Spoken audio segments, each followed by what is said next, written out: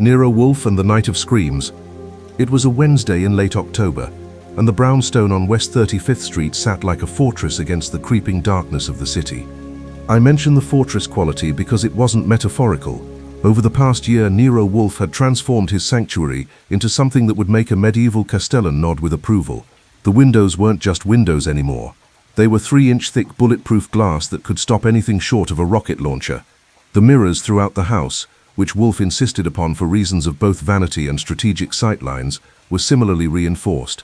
The front door was solid oak, reinforced with steel plating. Every entrance had upgraded locks that would have given Houdini pause. And then there were the Dobermans.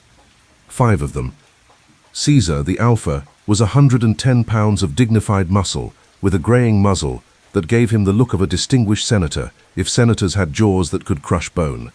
Mars, the enforcer, was 95 pounds of barely controlled aggression, marked by a distinctive white patch on his chest that looked like a lightning bolt. Apollo, the scout, was lean and restless, always pacing, always watching. Minerva, the only female besides Diana, had an unsettling stillness about her, like she was constantly calculating trajectories and outcomes. And Diana, the smallest at 75 pounds, moved like liquid shadow, appearing and disappearing with ghostly silence. They weren't guard dogs in the traditional sense. They were members of the house. On that Wednesday evening, I was at my desk in the office, working through correspondence that Wolfe had dictated earlier. The letters concerned orchid cultivation techniques, specifically the proper phosphorus to nitrogen ratio for Phalaenopsis hybrids. Thrilling stuff. Outside, night had fallen with that particular October weight, the kind of darkness that feels thicker than it should, more present than mere absence of light. The brownstone was quiet. Fritz Brenner, our chef and housekeeper, was in the kitchen preparing Wolfe's evening snack. Wolfe himself was upstairs in the plant rooms on the roof, conducting his nightly inspection of the 10,000 orchids that were his primary passion. The Dobermans were distributed throughout the house in their usual evening positions, Caesar by the front window, Mars near the office door, Apollo patrolling the hallway, Minerva stationed near the stairs, and Diana somewhere in the shadows, doing whatever mysterious things Diana did. It was 11:17 when the scream came.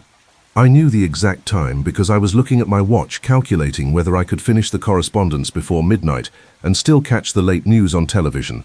The sound hit like a physical thing, not loud exactly, but penetrating. It came through the bulletproof glass as though the glass didn't exist, which was impossible, but true. The quality of it was what got to me. This wasn't someone who'd stubbed a toe or seen a mouse. This was primal. This was the sound of a human nervous system short-circuiting with terror. My fingers froze over the typewriter keys. The Remington sat there humming slightly, waiting for me to continue. I didn't continue. Caesar was on his feet at the window, every muscle tensed. Mars had stopped pacing and stood rigid, his ears flat against his skull. Apollo appeared from the hallway at a dead run and skidded to a stop near the front door, his claws scratching on the parquet floor. Minerva materialized at the office entrance, her eyes fixed on something I couldn't see. Diana was suddenly beside my desk, pressed against my leg, which was unlike her. Diana didn't seek comfort. She provided it. Fritz burst through the kitchen door into the hallway. His face had lost all its color, which was saying something because Fritz had a naturally ruddy complexion from years of working over hot stoves. His hands were shaking. In his right hand, he clutched a wooden spoon like it was a weapon. "Mon Dieu," he whispered. "Did you—" "I heard it," I said, already on my feet. "Stay here." "But Mr. Archie—" "Stay here. Lock the door behind me. Don't open it for anyone, except me or Mr. Wolfe." I grabbed my coat from the hall stand and checked my .38 Special in its shoulder holster. The gun was loaded, which was good, because I had the distinct feeling I might need it.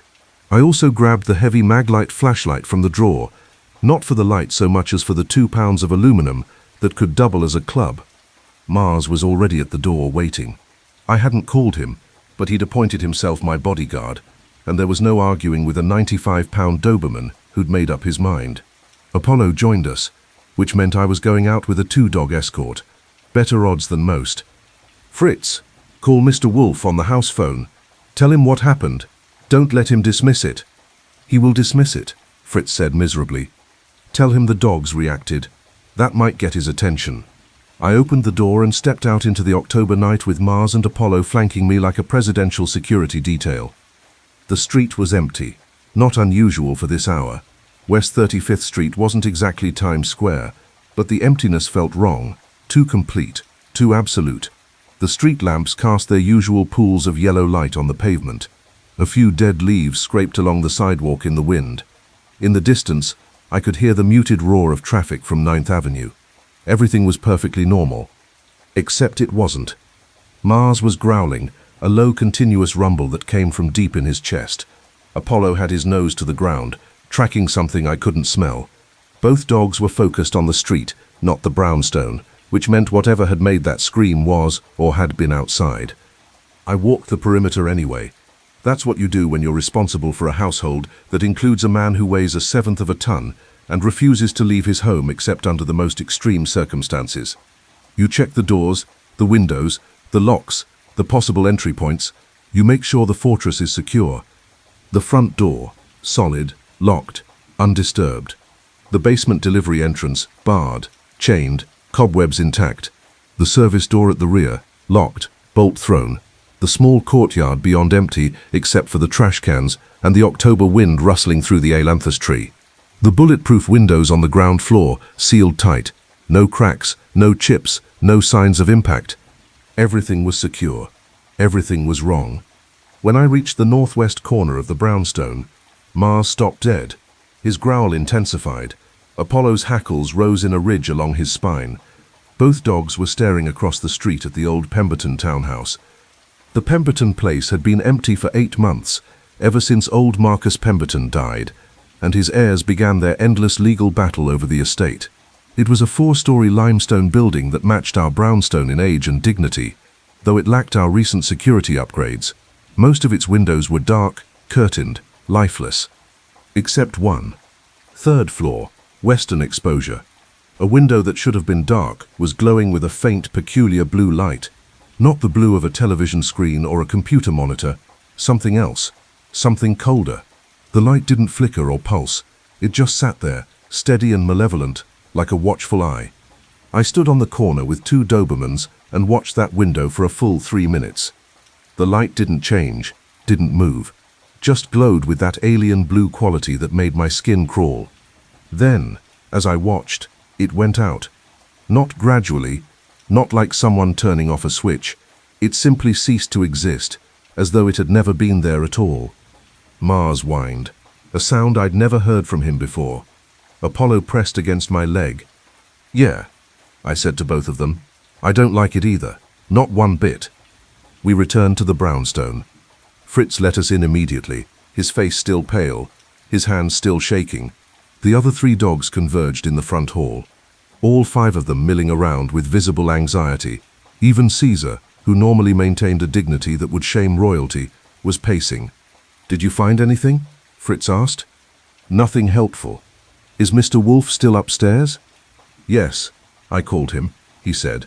Fritz paused, looking embarrassed. He said it was probably a drunk or a cat fight, and I shouldn't disturb him during his evening inspection. His exact words were less polite. I'm sure they were. I hung up my coat and checked my watch. 11:32. Wolfe would be downstairs by midnight, at which point he'd pour himself a beer, settle into his custom-made chair in the office, and read for an hour before bed. That gave me 28 minutes to do some research. I went to my desk and fired up the computer, a concession to modernity that Wolfe tolerated only because I'd convinced him it was more efficient than maintaining thousands of paper files. A few quick searches turned up some interesting information. In the past 3 weeks, 4 people in our neighborhood had vanished without a trace, not moved away, not checked into hospitals, vanished. The police were treating them as missing persons, but according to the online neighborhood forum I'd found, there was something odd about the disappearances. No signs of struggle, no ransom demands, no bodies, just empty apartments and worried relatives. More interesting, 2 of the missing persons had last been seen the evening after someone reported hearing screaming in the neighborhood. I was printing out the relevant articles when I heard Wolfe's elevator descending. The man maintained a schedule that would make a Swiss railway conductor weep with envy. Midnight meant midnight, not 12:00, not 11:59. He emerged from the hallway, all 285 pounds of him, dressed in a yellow shirt and brown slacks, moving with that peculiar grace that large men sometimes possess. His face was round, his eyes were sharp, and his expression suggested I was about to be lectured. "Archie, Fritz informs me you've been investigating phantom screams." "Not phantom, very real. The dogs heard it. I heard it. Fritz heard it. The city is replete with noise. Not like this." I handed him the printouts. "And there's more. 4 disappearances in 3 weeks, 2 of them connected to reports of screaming." Wolfe glanced at the papers without much interest and moved to his desk. He settled into his chair, custom built to support his weight, and reached for the bottle opener in his drawer. Correlation is not causation. Sometimes it is. Not in this instance. He opened a bottle of beer with a satisfying hiss and poured it carefully into a glass, watching the foam rise with the attention most people reserve for fine art. People vanish. People scream. These are both common urban phenomena. That they occasionally coincide is unremarkable. Caesar whined. That stopped him. Wolfe looked at me over the rim of his beer glass. Caesar does not whine. He did tonight. After the scream. After we saw the light. What light? I told him about the blue glow in the Pemberton townhouse. Wolfe listened, drank his beer, and maintained an expression of profound skepticism. "Squatters," he said finally. "Or perhaps the attorneys for the Pemberton estate conducting a nocturnal inspection. Or teenagers engaging in the sort of idiotic trespassing teenagers find entertaining. With blue lights? With flashlights fitted with colored lenses? Or glow sticks? Or any number of prosaic explanations that don't require supernatural speculation.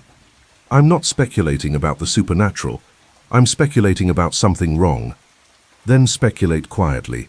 I'm going to bed." He drained his beer, set the glass down with finality, and stood. At the doorway, he paused and glanced back at me.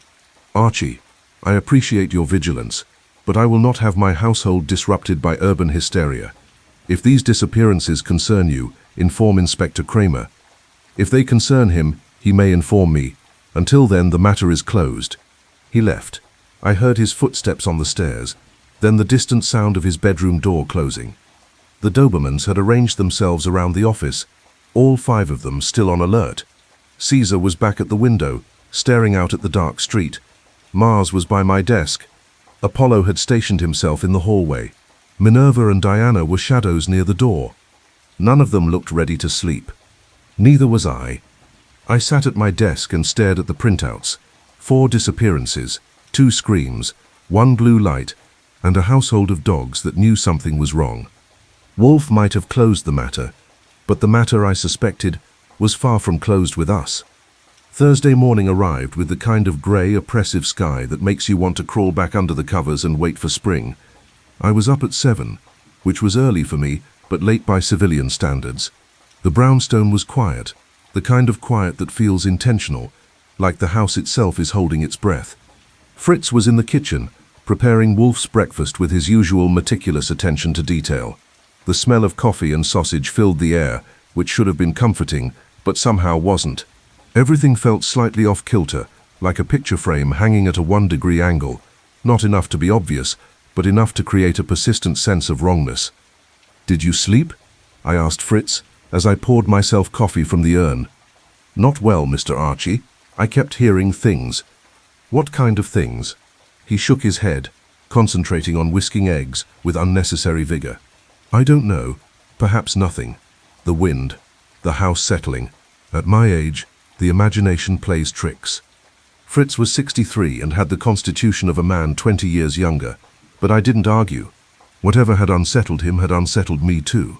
I'd spent half the night at my window, watching the Pemberton townhouse across the street. The blue light hadn't returned, but I'd felt watched nonetheless, the kind of sensation that makes you check over your shoulder even when you know you're alone. The Dobermans had been restless all night.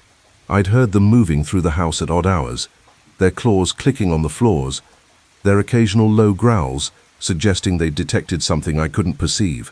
At 3 in the morning, I'd found all 5 of them congregated in the front hall, staring at the door like they expected someone or something to knock. Nothing had knocked, but something felt imminent. Wolfe descended to the dining room at 8:30 on the dot. which was his custom.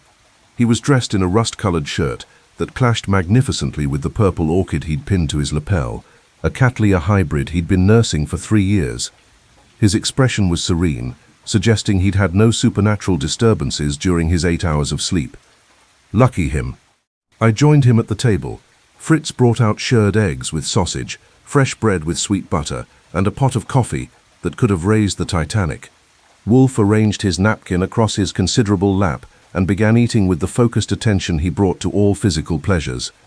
I let him get through half his breakfast before I spoke. You don't interrupt Nero Wolfe's first meal of the day unless you're prepared for consequences. I did some more research last night, I said, keeping my tone casual, about those disappearances. Wolfe's knife paused fractionally before continuing its surgical dissection of a sausage link. I thought we'd closed that discussion. You closed it. I kept it open. Turns out there's a pattern. Patterns exist in spilled milk and cloud formations. They require significance to be meaningful. This one has significance. All 4 missing people lived within a 6-block radius of this brownstone. All 4 disappeared during the night. All 4 were last seen between 10 p.m. and midnight, and 3 of the 4 had called the police earlier in the week to report disturbing noises, specifically screaming. That got me a full 5 seconds of Wolfe's attention. He set down his knife and fork and looked at me with those beer-colored eyes that could drill holes through granite when they wanted to. Source? Police reports. I called Sergeant Stebbins at 6 this morning. Woke him up, which didn't improve his mood, but he confirmed the details. The NYPD is treating it as a missing persons case, but they're baffled. No evidence of foul play, no ransom demands, no bodies, no nothing. People are just vanishing. And you believe this connects to the scream we heard last night? I believe in patterns that have significance.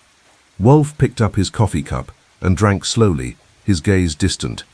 I could see him processing the information, sorting it, analyzing it, looking for the logical thread that would either tie it together or unravel it completely. Screaming, he said finally, is not a motive for murder or kidnapping. It's an expression of distress, not a cause, unless the screaming is the point. Explain.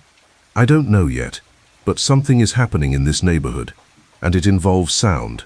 The scream last night was designed to terrify, not just startle, but terrify. The quality of it was wrong. Too perfect, too piercing, like it was engineered. Engineered. Wolfe's tone suggested he found this notion approximately as credible as claims of alien abduction, or recorded and amplified, or produced by some kind of device. I'm not saying it's supernatural, but it's deliberate, and whoever's behind it is escalating. Wolfe returned to his breakfast. Have you shared these theories with Inspector Kramer? Not yet. Wanted to run them by you first. Don't. He'll assume you've been drinking or reading too many mystery novels. Neither assumption will improve his opinion of our household. So we're just going to ignore it. We're going to wait for additional information before constructing elaborate theories based on insufficient evidence. Wolfe glanced toward the window, where Caesar had taken up his usual morning position. The big Doberman was staring out at the street with unwavering attention. However, I concede that the dogs are exhibiting unusual behavior. This suggests their considerable instincts have detected something beyond the range of human perception. Meaning? Meaning, be cautious. Continue your research if you must, but don't manufacture a crisis that doesn't exist. And if the crisis does exist? Wolfe finished his coffee and dabbed his lips with his napkin. Then it will announce itself soon enough. Crises generally do. He pushed back from the table and stood. His morning schedule was inviolate. 9 to 11 in the plant rooms, then back to the office for business. Today he had 2 appointments scheduled, a Mrs. Helena Roth at 11:30 regarding her missing jewelry, and a Mr. Desmond Cartwright at 2 o'clock concerning a disputed will. Routine cases, good money, the kind of work that kept the brownstone operational and the orchids flourishing. I suspected neither client would show up. I was right about the first one. At 11:30, I was at my desk with the phone in hand, trying to reach Mrs. Roth for the 3rd time. Her home number rang without answer. Her cell went straight to voicemail. The jewelry store where she worked claimed she hadn't come in that morning and hadn't called. Wolfe emerged from the plant rooms at precisely 11, descended to the office, and settled behind his desk with a fresh bottle of beer and a botanical journal that had arrived in the morning mail. Mrs. Roth hasn't arrived. I said. Then she's late. Or missing. Wolfe looked up from his journal, his expression suggesting I was testing his patience. Don't be dramatic. I'm not. She's not answering her phone. She didn't show up for work. And according to her building super, she left her apartment at 9:30 this morning and should have been here an hour ago. Traffic, mass transit delays, any number of mundane explanations. Or she vanished like the other four. Archie, the doorbell rang. I looked through the bulletproof glass panel and saw a woman on the stoop. Not Mrs. Roth. This woman was younger, perhaps 35, with dark auburn hair pulled into a professional bun and a charcoal suit that screamed expensive lawyer or upscale consultant. Her face was composed, but her eyes were moving constantly, scanning the street behind her, like she expected someone to jump out of the shadows. I opened the door with the chain on. Yes? My name is Dr. Imogen Blackwell, she said. Her voice was crisp, educated, with the kind of controlled tone that suggested she was used to being listened to. I'm a neuropsychologist. I need to speak with Nero Wolfe immediately. Do you have an appointment? No, but I have information about the disappearances in this neighborhood, and if Mr. Wolfe is half as intelligent as his reputation suggests, he'll want to hear what I have to say. That was presumptuous, but I liked her nerve. I also noticed that Caesar, who'd appeared in the hallway the moment the doorbell rang, was watching her with intense interest. Not suspicion, exactly, more like recognition, the way you might look at someone you've never met, but somehow know is important. Wait here, I said, and closed the door. I went to the office. Wolfe was still reading his journal, though I suspected he'd heard every word through the open door. Dr. Imogen Blackwell, neuropsychologist, says she has information about the disappearances. No appointment, but Caesar seems to think she's legitimate. Caesar is a dog, not a character reference service. Caesar has better instincts than most people I know. Wolfe closed his journal with a sigh that suggested I was ruining his carefully planned morning. Very well, show her in. But if this proves to be a waste of time, I'm deducting an hour from your salary. You don't pay me by the hour. Then I'll invent a system specifically for this purpose. I went back to the front door and opened it fully. Dr. Blackwell stepped inside, and immediately Caesar was there, not blocking her path like he had with some visitors, but walking alongside her like an escort. The dog's entire demeanor had changed, alert but not aggressive, watchful but not hostile. Mars appeared from the kitchen, followed by Apollo and Minerva. Diana materialized from whatever shadow she'd been haunting. All 5 dogs converged on Dr. Blackwell, surrounding her in a loose formation that looked almost ceremonial. She stopped and looked at them, her expression unreadable. Dobermans. 5 of them. They're part of the household. Don't worry. They won't bite unless you give them a reason. I'm not worried, she said, which I believed. She had the kind of calm that comes from genuine confidence rather than false bravado. May I speak with Mr. Wolfe? Follow me. I led her to the office. Wolfe had put down his journal and was sitting behind his desk with his hands laced over his belly, looking like Buddha's irritable older brother. Dr. Blackwell took the red leather chair without being invited and met Wolfe's gaze with steady composure. Mr. Wolfe, I apologize for arriving unannounced. My name is Dr. Imogen Blackwell. I specialize in neuropsychology with a focus on auditory perception and its effects on cognitive function. A narrow field, Wolfe observed, but relevant. I believe the disappearances in this neighborhood are connected to a series of acoustic experiments being conducted without proper ethical oversight or legal authorization. That got Wolfe's complete attention. He leaned forward slightly, which for him was the equivalent of jumping up and doing a cartwheel. Acoustic experiments, he repeated. Sound-based psychological manipulation, specifically the use of infrasound and ultrasound to induce extreme emotional states, fear, paranoia, dissociation. The scream you heard last night wasn't random. It was calculated, designed, and I believe it was a test. A test of what?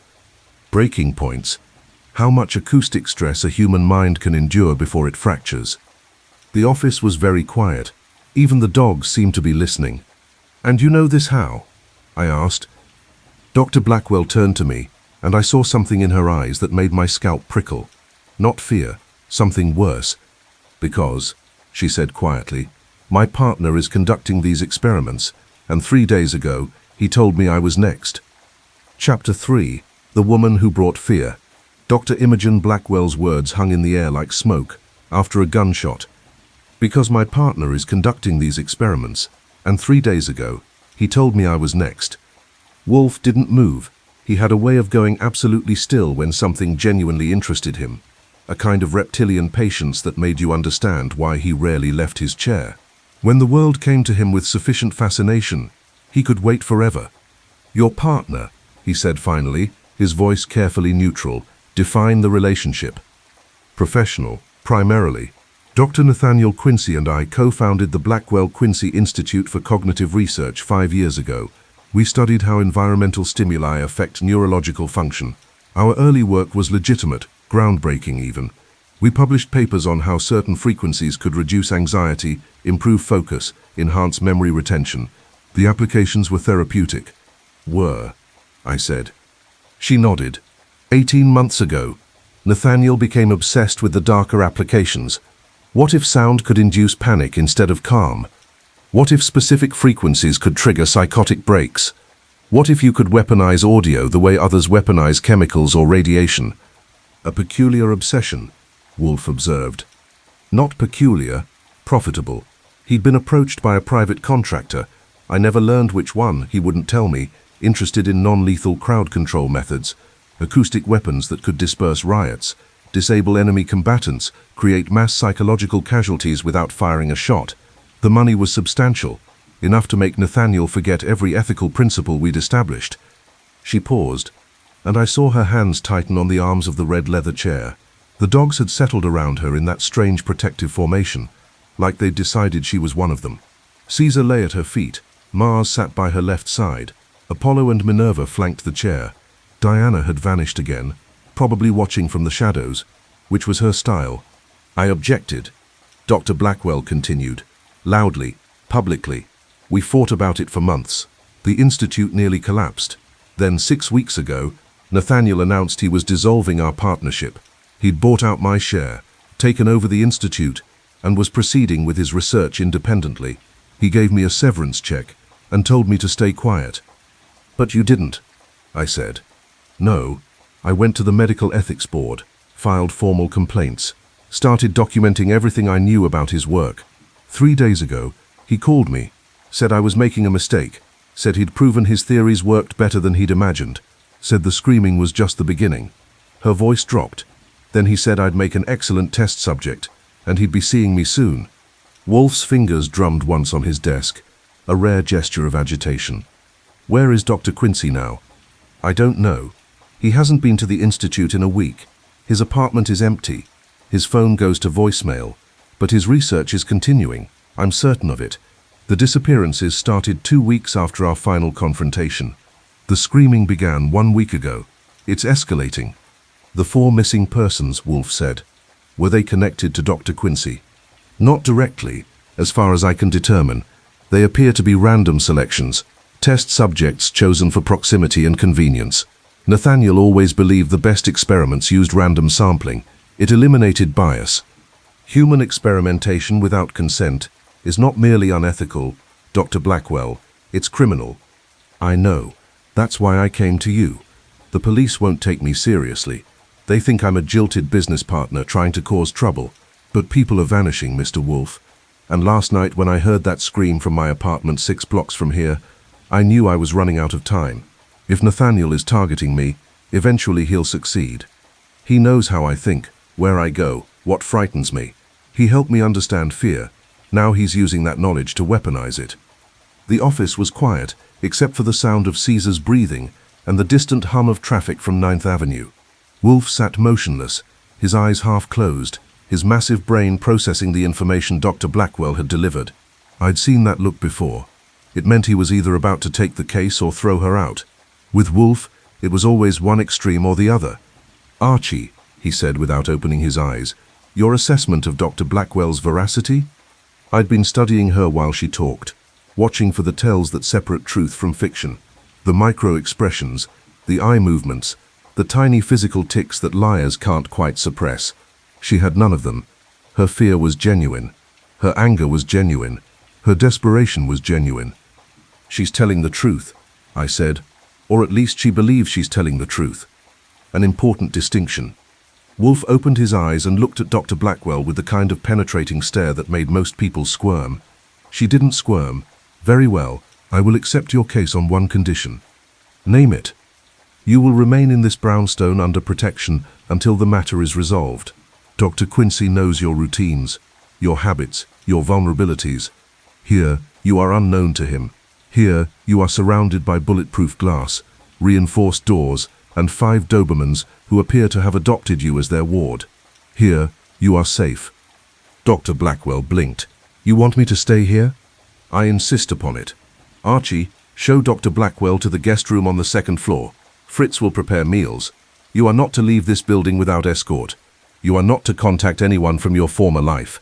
You are, for all intents and purposes, invisible until we've neutralized the threat Dr. Quincy represents. But my apartment, my work, will still be there when this is finished. Your life may not be." Wolfe's tone softened slightly. "Dr. Blackwell, you came here seeking protection as much as justice. I'm offering both. But I cannot protect you if you insist on making yourself a target." She sat there for a long moment, clearly torn between independence and survival instinct. Finally, she nodded. "All right, I'll stay. But I want to help. I know Nathaniel's methods, his thinking. I can tell you how he works." "You will, but first you'll rest. Archie, take her upstairs. Then return here. We have work to do." I stood and gestured toward the door. Dr. Blackwell rose slowly, and the dogs rose with her.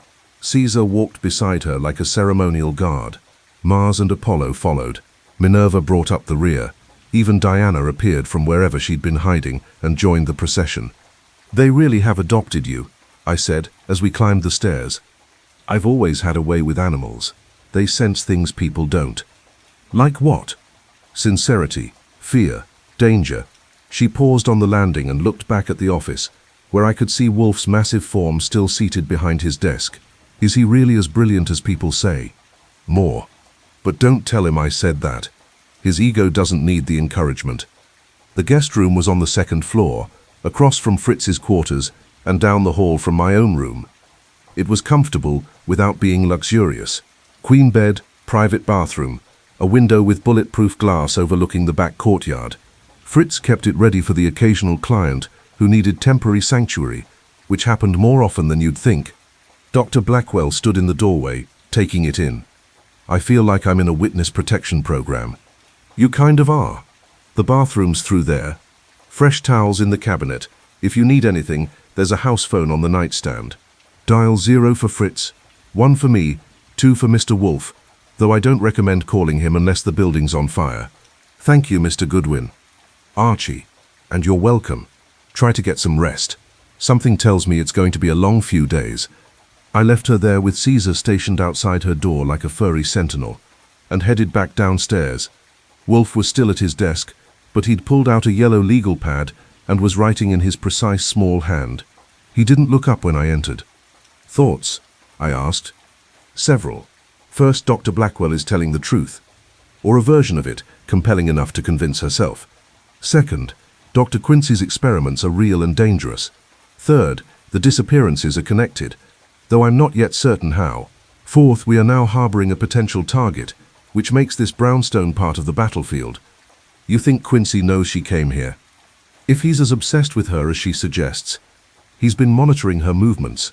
He may already know, which means we should expect further incidents. Like more screaming. Like more comprehensive attempts to breach our defenses. The scream last night was reconnaissance, a test of our reactions, our vulnerabilities.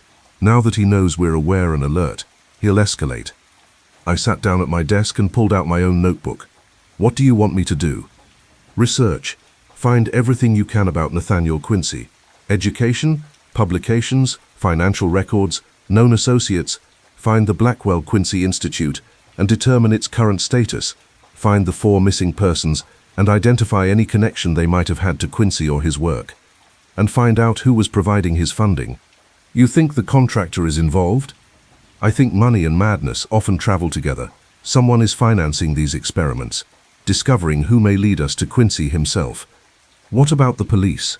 Do we bring Kramer in? Wolfe considered this. Not yet. Kramer deals in evidence and corpses. We have neither.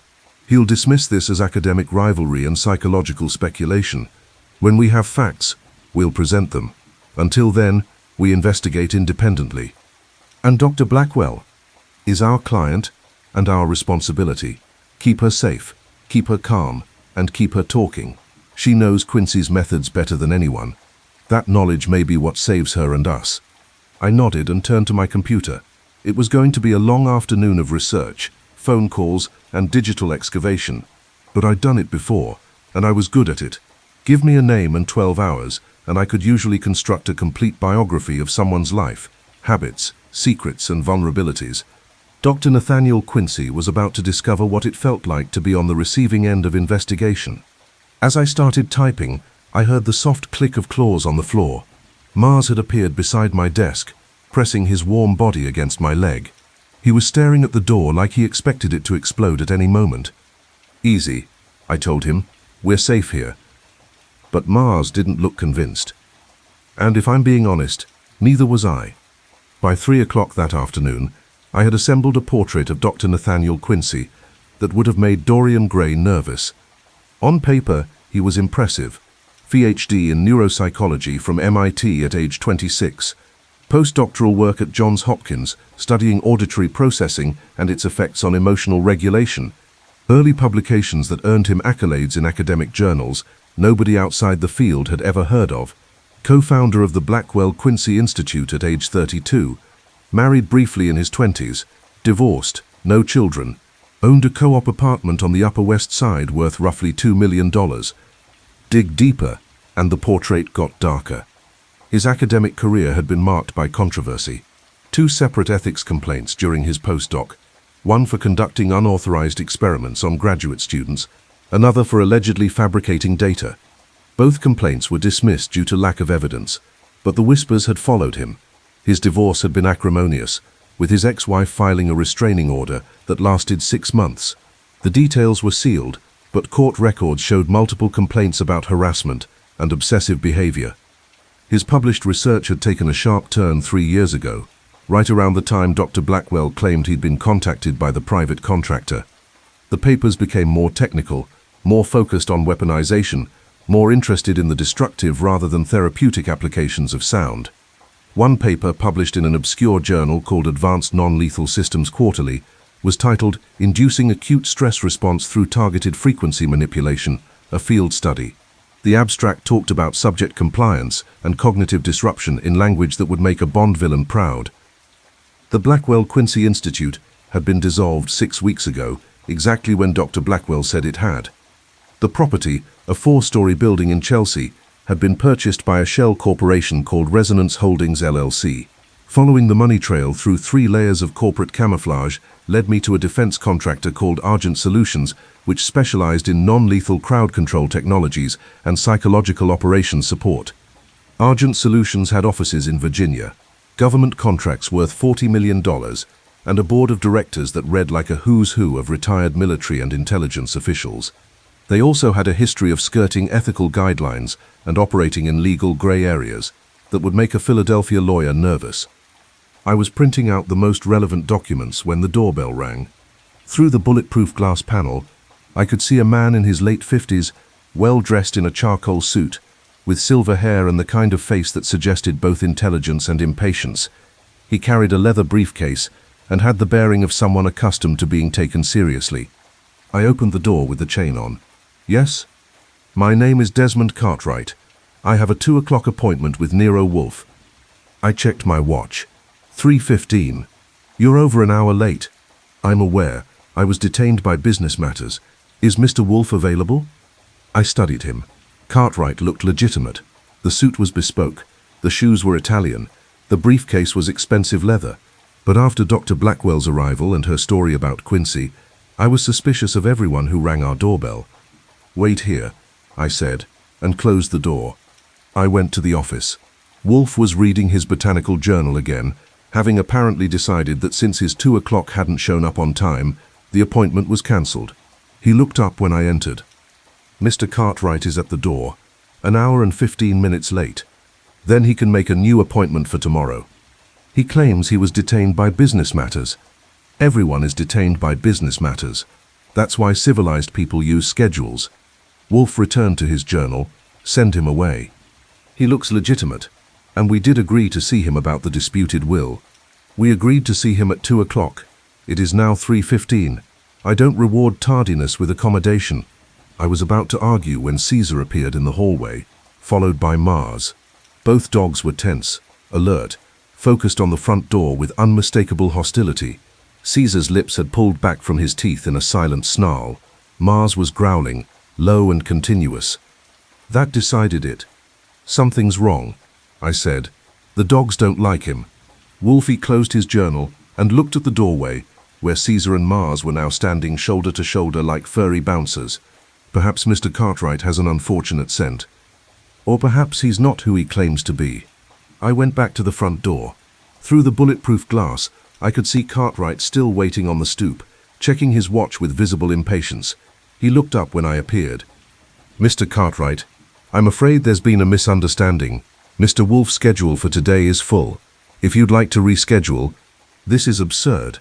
I had an appointment, which you missed by over an hour. Mr. Wolfe is particular about punctuality. I'm prepared to pay extra for the inconvenience. Behind me, Caesar was growling now, a sound that made the hair on my neck stand up. Mars had his hackles raised in a ridge along his spine. Whatever they sensed about Cartwright, they didn't like it. I'm sorry, Mr. Cartwright. You'll need to call the office tomorrow to arrange a new appointment. Good afternoon. I closed the door before he could argue further. Through the glass, I watched him stand there for a long moment, his expression unreadable. Then he turned and walked down the steps to the street, where a black sedan was waiting. He got in, and the car pulled away. I wrote down the license plate number. Back in the office, I found Wolfe on the phone with Fritz, ordering an early dinner. He hung up when I entered. The dogs didn't trust him, I said, and neither do I. I'm running his plate. Perhaps he simply has a fear of dogs. Many people do. Or perhaps he's connected to Quincy. We've got Dr. Blackwell under our roof, and suddenly a strange man shows up claiming to have an appointment he conveniently misses by an hour, giving him an excuse to case the brownstone. Wolfe considered this. You're suggesting it was reconnaissance. I'm suggesting it was suspicious, and in our current situation, suspicious equals dangerous until proven otherwise. Very well. Investigate Mr. Cartwright with the same thoroughness you've applied to Dr. Quincy. If there's a connection, find it. I was about to return to my desk when Apollo started barking in the front hall. Sharp, urgent barks that brought all 5 dogs converging on the window. I ran to look out and saw nothing unusual. The street was empty. The Pemberton townhouse across the way was dark and lifeless. But Apollo wouldn't stop barking. What is it? Wolfe called from the office. I don't know. Apollo sees something. I opened the front door and stepped out onto the stoop with my .38 in hand. The October afternoon was grey and cold, with dead leaves skittering along the sidewalk. The street was still empty. No pedestrians, no cars, no obvious threats. Then I looked up. On the roof of the Pemberton townhouse, barely visible against the grey sky, was a small object. It took me a moment to identify it. A parabolic dish, maybe 2 feet in diameter, pointed directly at our brownstone. As I watched, it rotated slightly, tracking something, or someone. I went back inside and locked the door. The dogs were still agitated, milling around the front hall with visible anxiety. I returned to the office where Wolfe was watching me with raised eyebrows. We've got a problem, I said. Someone set up surveillance equipment on the roof of the Pemberton house. Parabolic microphone, I think, pointed right at us. Wolfe's expression darkened. They're listening. Or trying to. The bulletproof glass should interfere with audio pickup, but if they've got sophisticated enough equipment, then they know Dr. Blackwell is here. Wolfe stood, which was unusual enough to make me pay attention. Archie, seal the house. Check every window, every door, every potential entry point. Fritz, take Dr. Blackwell to the basement wine room and stay with her. I want her below street level and behind concrete. Mr. Wolfe. Fritz had appeared in the doorway, his face pale. Now, Fritz, this is not a suggestion. As Fritz hurried upstairs to collect Dr. Blackwell, Wolfe turned to me. How long would it take to disable that surveillance equipment? in broad daylight, with potential observers, too risky. Then we leave it. But we say nothing sensitive within range of the windows. All discussions about the case happen in the basement or the plant rooms, where concrete and distance will interfere with audio surveillance. You think Quincy knows she's here? I think we should proceed as though he does, which means we have limited time before he attempts something more direct than acoustic terrorism. Wolfe moved toward his desk but stopped, his expression thoughtful. The dogs sensed danger before we did. Perhaps we should trust their instincts more explicitly. As if in response, all 5 Dobermans arranged themselves in a defensive perimeter around the office. Caesar at the window, Mars by the door, Apollo in the hallway, Minerva near the stairs, Diana somewhere in the shadows. They looked like soldiers taking up battle positions, and I had the distinct feeling we were going to need every one of them. By 6 o'clock that evening, the brownstone had transformed into something between a fortress and a prison. Fritz had moved Dr. Blackwell to the basement wine room, which was the most secure location in the building. Concrete walls, no windows, a single reinforced door. She'd protested initially, claiming she wasn't a frightened child who needed to hide in a cellar, but Wolfe's logic had been irrefutable. If Quincy was monitoring the building, the basement was the only place where conversations couldn't be intercepted. She'd agreed with obvious reluctance, taking Caesar with her for company. The big Doberman had followed her down the stairs like a shadow, apparently deciding that wherever Dr. Blackwell went, he went. I'd spent the last 3 hours checking and double-checking every possible entry point. All windows were locked and intact. The bulletproof glass showed no signs of tampering. The reinforced doors were solid. The alarm system was armed. The 4 remaining Dobermans were distributed throughout the house in strategic positions, creating a living security system that was probably more effective than any electronic surveillance. Mars had appointed himself my personal bodyguard and followed me everywhere, which was both comforting and slightly annoying. Try checking window locks with 95 pounds of suspicious Doberman breathing down your neck. Wolfe had retreated to the plant rooms at 4 o'clock for his afternoon session with the orchids, claiming that if he was going to be under siege, he might as well maintain his schedule. Theodore Horstman, his orchid nurse, was up there with him now, probably discussing Phalaenopsis hybridization techniques while the world went to hell around them. I was at my desk, going through the research I'd compiled, when my phone buzzed. Sergeant Pearlie Stebbins, calling from the precinct. "Goodwin," his voice came through, tired and irritable. "I got your message. What's this about Desmond Cartwright? I need you to run a plate for me." I gave him the number from the black sedan that had picked up Cartwright, and anything you can find on Cartwright himself. He showed up here this afternoon claiming to have an appointment, but something didn't smell right. "You got a reason for this beyond paranoia?" "Several. But if I tell you over the phone, you'll think I've lost my mind. Better to wait until I've got something solid." Stebbins sighed. "You're going to make me regret this, aren't you?" "Probably. But you love me anyway. I tolerate you. There's a difference." A pause, then the sound of typing. "Okay, I'm pulling the registration now. Black sedan, New York plates, registered to Resonance Holdings LLC. Mean anything to you?" My stomach dropped. Resonance Holdings, the same shell corporation that had purchased the Blackwell Quincy Institute building. "Yeah," I said quietly. "It means something. What about Cartwright?" More typing. Desmond Cartwright, age 56. Residence listed as Brooklyn Heights. Clean record. No priors. No outstanding warrants. Works as a business consultant according to his tax records. Looks legitimate. Too legitimate. Can you dig deeper? Corporate connections, financial records, anything that links him to companies involved in defense contracting or acoustic research? "Goodwin, what the hell have you gotten yourself into?"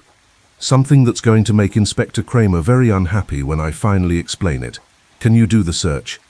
"I'll try, but this better not be one of your wild goose chases. I've got actual crimes to solve." "Trust me, Pearlie, this is an actual crime. It just hasn't finished happening yet." I hung up and stared at my notes.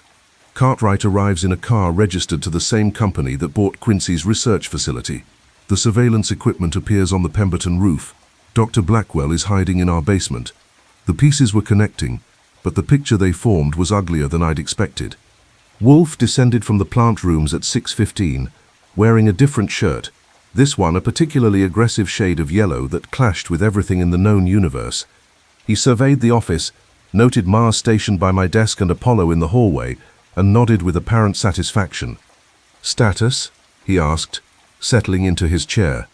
"Cartwright's car is registered to Resonance Holdings, the same shell corporation that owns the Blackwell Quincy Institute building." So our afternoon visitor was not coincidental. Not even slightly. He was checking our defenses, seeing how secure we are, probably trying to get a visual on Dr. Blackwell, and the surveillance equipment on the Pemberton roof. Still there. I've been watching it through binoculars. It hasn't moved in 2 hours. Just sits there, pointed at us like an accusing finger.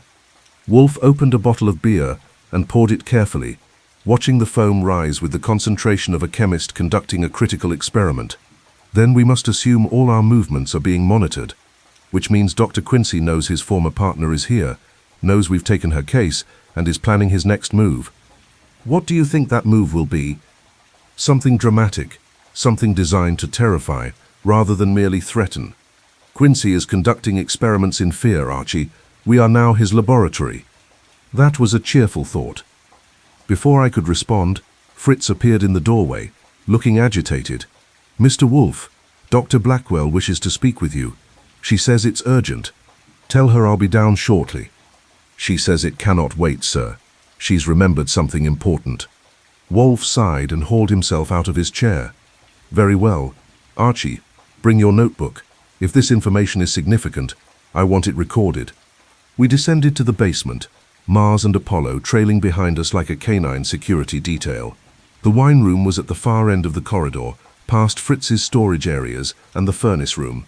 Wolfe had had it specially constructed years ago, concrete walls, climate control for the wine collection, and enough security to protect his precious bottles from theft or disaster. Dr. Blackwell was pacing when we entered, with Caesar watching her from his position near the door. She looked pale but composed, her earlier fear replaced by an urgent intensity. "Mr. Wolfe, I should have mentioned this earlier, but I was so focused on Nathaniel's recent behavior that I forgot about the prototype." Wolfe lowered himself into one of the chairs kept down here for his occasional visits to select wine. "Explain." 2 months ago, before our partnership dissolved completely, Nathaniel showed me a device he'd been developing. He called it the resonator. It was a portable acoustic weapon, about the size of a briefcase, capable of producing targeted sound waves across multiple frequencies simultaneously. Infrasound, ultrasound, and audible ranges all at once. To what purpose? Complete psychological disorientation. The infrasound creates feelings of dread and panic. It affects the autonomic nervous system directly. The ultrasound can induce nausea, vertigo, cognitive disruption. The audible component, the screaming, provides a focal point for all that free-floating terror to attach to. Combined, the effect is devastating. People exposed to it for more than a few minutes report hallucinations, dissociative episodes, complete mental breakdowns. I stopped taking notes and looked up. "You're saying the scream we heard was produced by a machine?" "Not just produced, engineered. Every frequency, every harmonic, every overtone was calculated to maximize psychological impact. The human brain is hardwired to respond to certain sounds, babies crying, people screaming, predators growling. Nathaniel isolated those response patterns and amplified them artificially. The result sounds human but triggers fear responses far beyond what any natural sound could produce." Wolfe's eyes were half closed, his mind clearly racing. "This resonator device, could it be deployed remotely?" "Absolutely. Nathaniel designed it with remote operation in mind. You could place it in a building, on a rooftop, even in a vehicle, and control it from miles away via encrypted radio signals. That's what makes it so dangerous. The operator is never at risk." "And the 4 missing persons?" Dr. Blackwell's face went pale. "I think they were test subjects. Nathaniel would have exposed them to increasing levels of acoustic stress, documenting their responses, measuring their breaking points. When they'd served their purpose, he disposed of them." I finished. "Or they disposed of themselves. Extended exposure to that kind of psychological torture can induce suicidal ideation. People will do anything to make the fear stop." The wine room was very quiet. Caesar had moved closer to Dr. Blackwell, pressing against her leg as if offering comfort. Mars and Apollo were both tense, alert to the fear in her voice. "This prototype," Wolfe said, How many did Dr. Quincy construct? I only saw one, but with proper funding, he could have built several. The components aren't particularly exotic. Audio amplifiers, frequency generators, speakers capable of handling extreme ranges. Any competent engineer could assemble one with the right specifications, which means Argent Solutions could have funded multiple units. Dr. Blackwell nodded. If they're seriously interested in weaponizing the technology, they'd want redundancy. Multiple prototypes for testing, development, demonstration to potential buyers. Wolfe stood, which took effort in the confined space. Then we must assume Dr. Quincy has at least one resonator device and possibly several. We must also assume he intends to use one against this brownstone. When? I asked. Tonight? Tomorrow night? Soon? He's established surveillance. He's tested our defenses with Mr. Cartwright's visit. He's confirmed Dr. Blackwell's presence. The next logical step is direct assault. But we're prepared, I said. Reinforced doors, bulletproof glass, alarm systems, 5 Dobermans who'd tear apart anyone stupid enough to break in. Physical defenses are irrelevant against acoustic weapons, Archie. Sound penetrates barriers. It travels through walls, through glass, through concrete, if the frequencies are low enough. The resonator doesn't need to breach our perimeter. It simply needs to be close enough to project its effects inside. Dr. Blackwell was nodding. He's right. The brownstone security is impressive against conventional threats, but against directed acoustic attack, you're vulnerable. The bulletproof glass will dampen some frequencies. The concrete walls will help with others, but if Nathaniel positions a resonator close enough and at the right angle, he could fill this entire building with psychological terror. I thought about that scream from last night, the way it had penetrated the reinforced windows, as though they didn't exist. The way it had made my skin crawl and my hands shake. The way even the dogs had reacted with obvious fear. Now imagine that sustained for hours. Imagine it growing louder, more intense, more specifically targeted to trigger every primal fear hardwired into the human brain. We need to find Quincy before he can deploy the resonator, I said. Agreed. But we also need to prepare for the possibility that he'll strike before we locate him. Wolfe turned to Dr. Blackwell. What countermeasures exist against this device? Distance is the most effective. The further you are from the source, the less impact it has. White noise can help mask some of the frequencies. Ear protection reduces the audible component, but does nothing for the infrasound. You feel that in your bones whether you're wearing earplugs or not. She paused, thinking. The device has to be relatively close to be effective, within 100 yards for maximum impact. If you could identify its location, you could potentially destroy it before it caused permanent damage. Or evacuate the building, I suggested. Which is exactly what Quincy wants. Wolfe said. Drive us out of our fortress. Make us vulnerable in the open. No, we stay here. We fortify our position. And we locate Dr. Quincy before he can execute whatever plan he's formulating. How? Dr. Blackwell asked. He's been completely off-grid for a week. No apartment, no office, no credit card usage. He's vanished. No one vanishes completely, Wolfe said. They simply become harder to find. Archie, I have an assignment for you. It will require leaving the brownstone, which I'm reluctant to authorize given the circumstances, but it's necessary. Name it. The Pemberton Townhouse. Someone installed surveillance equipment on its roof, which means someone has access to the building. Find out who, find out how, and if possible, find out if that someone is Dr. Nathaniel Quincy. You want me to break in? I want you to investigate. If breaking in becomes necessary, use your discretion. Wolfe glanced at Mars and Apollo. Take the dogs. They'll alert you to dangers you might otherwise miss. When do I go? After midnight, when the street is quiet and observation is more difficult. I checked my watch. 6:40. That gave me 5 hours to prepare for what was either a reconnaissance mission or a suicide run, depending on how things played out. What will you be doing? I asked Wolfe. Research, analysis, and preparing contingencies in case Dr. Quincy's attack comes sooner than we anticipate. He looked at Dr. Blackwell. You'll remain here, in the wine room, until we've neutralized the threat. I apologize for the inconvenience, but I understand, she interrupted, better uncomfortable than dead. Precisely. We filed out of the wine room, leaving Dr. Blackwell with Caesar as her guardian. The big Doberman settled by the door with the air of a soldier taking up guard duty. If Quincy wanted to get to her, he'd have to go through 110 pounds of loyal, intelligent, extremely protective Doberman first. Somehow I didn't think that would be enough. Back in the office, Wolfe settled behind his desk and pulled out his yellow legal pad. He began writing in his small, precise hand notes, observations, theories. I'd seen him do this before, working through complex problems by reducing them to their essential components and then rebuilding them in new configurations.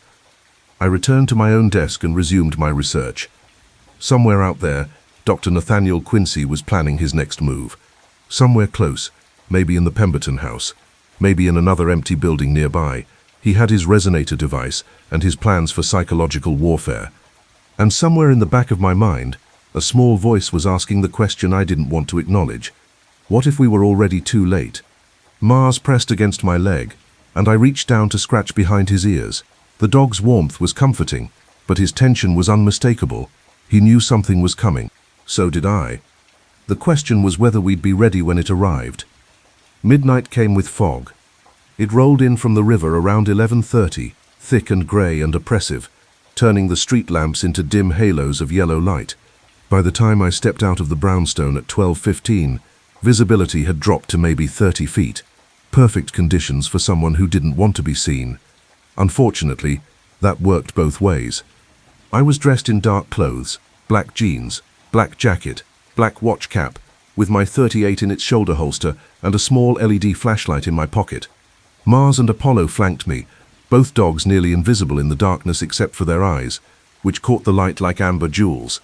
I'd left Diana with Wolfe and Minerva with Fritz. Caesar was still guarding Dr. Blackwell in the wine room.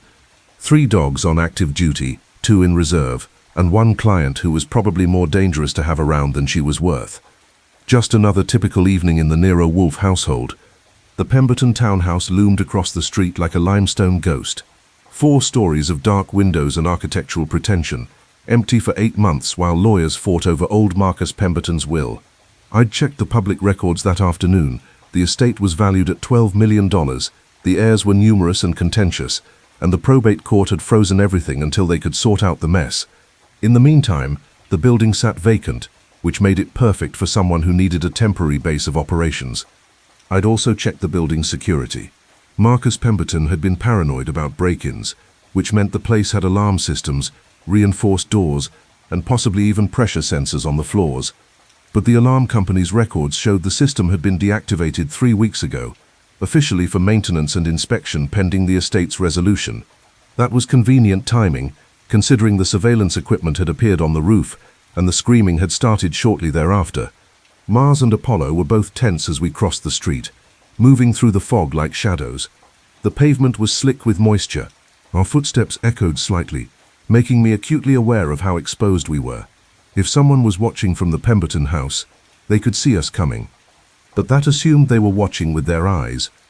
I stopped at the base of the front steps and looked up. The building showed no signs of life, no lights, no movement, no indication anyone had been here in months. But the dogs told a different story. Both Mars and Apollo had their hackles raised, their attention fixed on the building with unmistakable hostility. Someone had been here, recently. The front door was solid oak, reinforced, locked. I could have picked it, but that would take time and make noise. Better to find another way in. I led the dogs around to the service alley that ran behind the townhouses on this block. The Pemberton building's rear entrance was a steel door with a deadbolt, more secure than the front, which seemed backward until you remembered that in Manhattan, burglars usually came through the back. I examined the lock with my flashlight. No scratches, no signs of forced entry. But when I tried the handle, it turned easily. Unlocked. Mars growled softly. Apollo pressed against my leg, trembling slightly. "Easy," I whispered. "We're just taking a look." I drew my .38 and pushed the door open slowly. It swung inward with a faint creak of hinges, revealing a dark hallway that smelled of dust and abandonment. My flashlight beam cut through the darkness, illuminating old wallpaper, a pile of mail on a side table, a chandelier overhead draped in cobwebs. The dogs entered first, their bodies low to the ground, moving with predatory caution. I followed, leaving the door ajar behind me. Always maintain an exit route and let my eyes adjust to the darkness. The ground floor was empty. Kitchen to the left, dining room to the right, a grand staircase ahead leading up into shadows. Everything was covered in that particular kind of stillness that empty houses accumulate, not peaceful, exactly, but waiting, like the building itself was holding its breath. Mars and Apollo were focused on the staircase. "Something upstairs," I whispered. Mars's ears went flat against his skull. That was answer enough. I started climbing, keeping to the edges of the steps where the wood was less likely to creak. The dogs moved with me, silent as ghosts. My .38 was heavy in my hand, my finger resting alongside the trigger guard, ready but not committed. The second floor was more of the same. Dark rooms, old furniture draped in sheets, the smell of age and neglect. But there was something else underneath it, a faint chemical odor, sharp and modern, completely at odds with the Victorian decay around us. Electronics, recently used. Third floor. The chemical smell was stronger here, mixed with something else, ozone, maybe, like the smell after a lightning strike.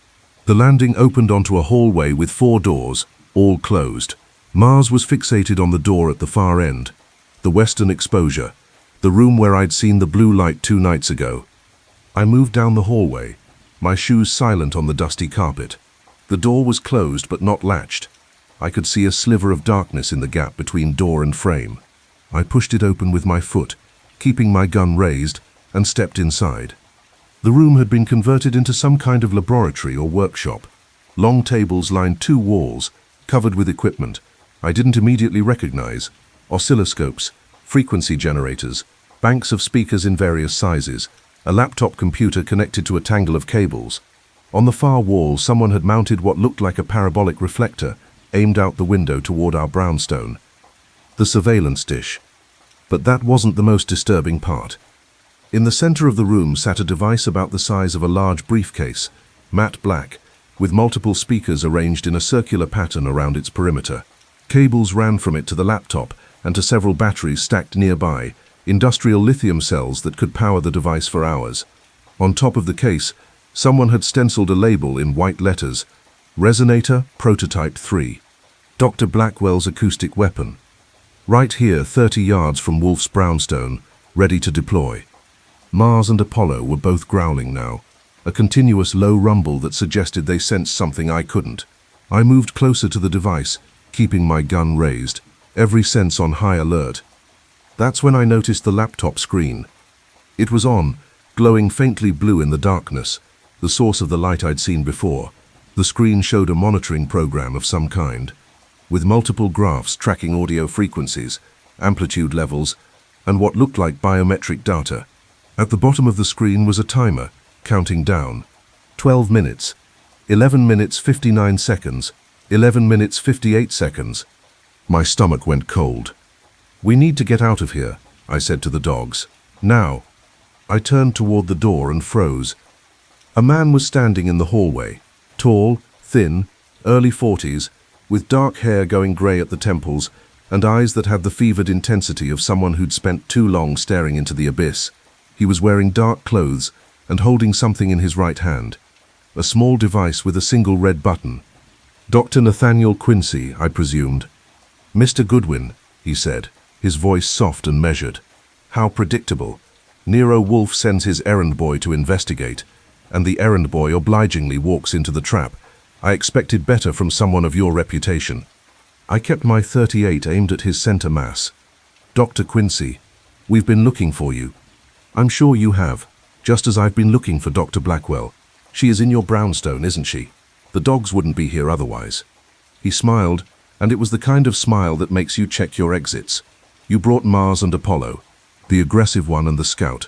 You left Caesar with Imogen, Diana and Minerva at home with Mr. Wolfe.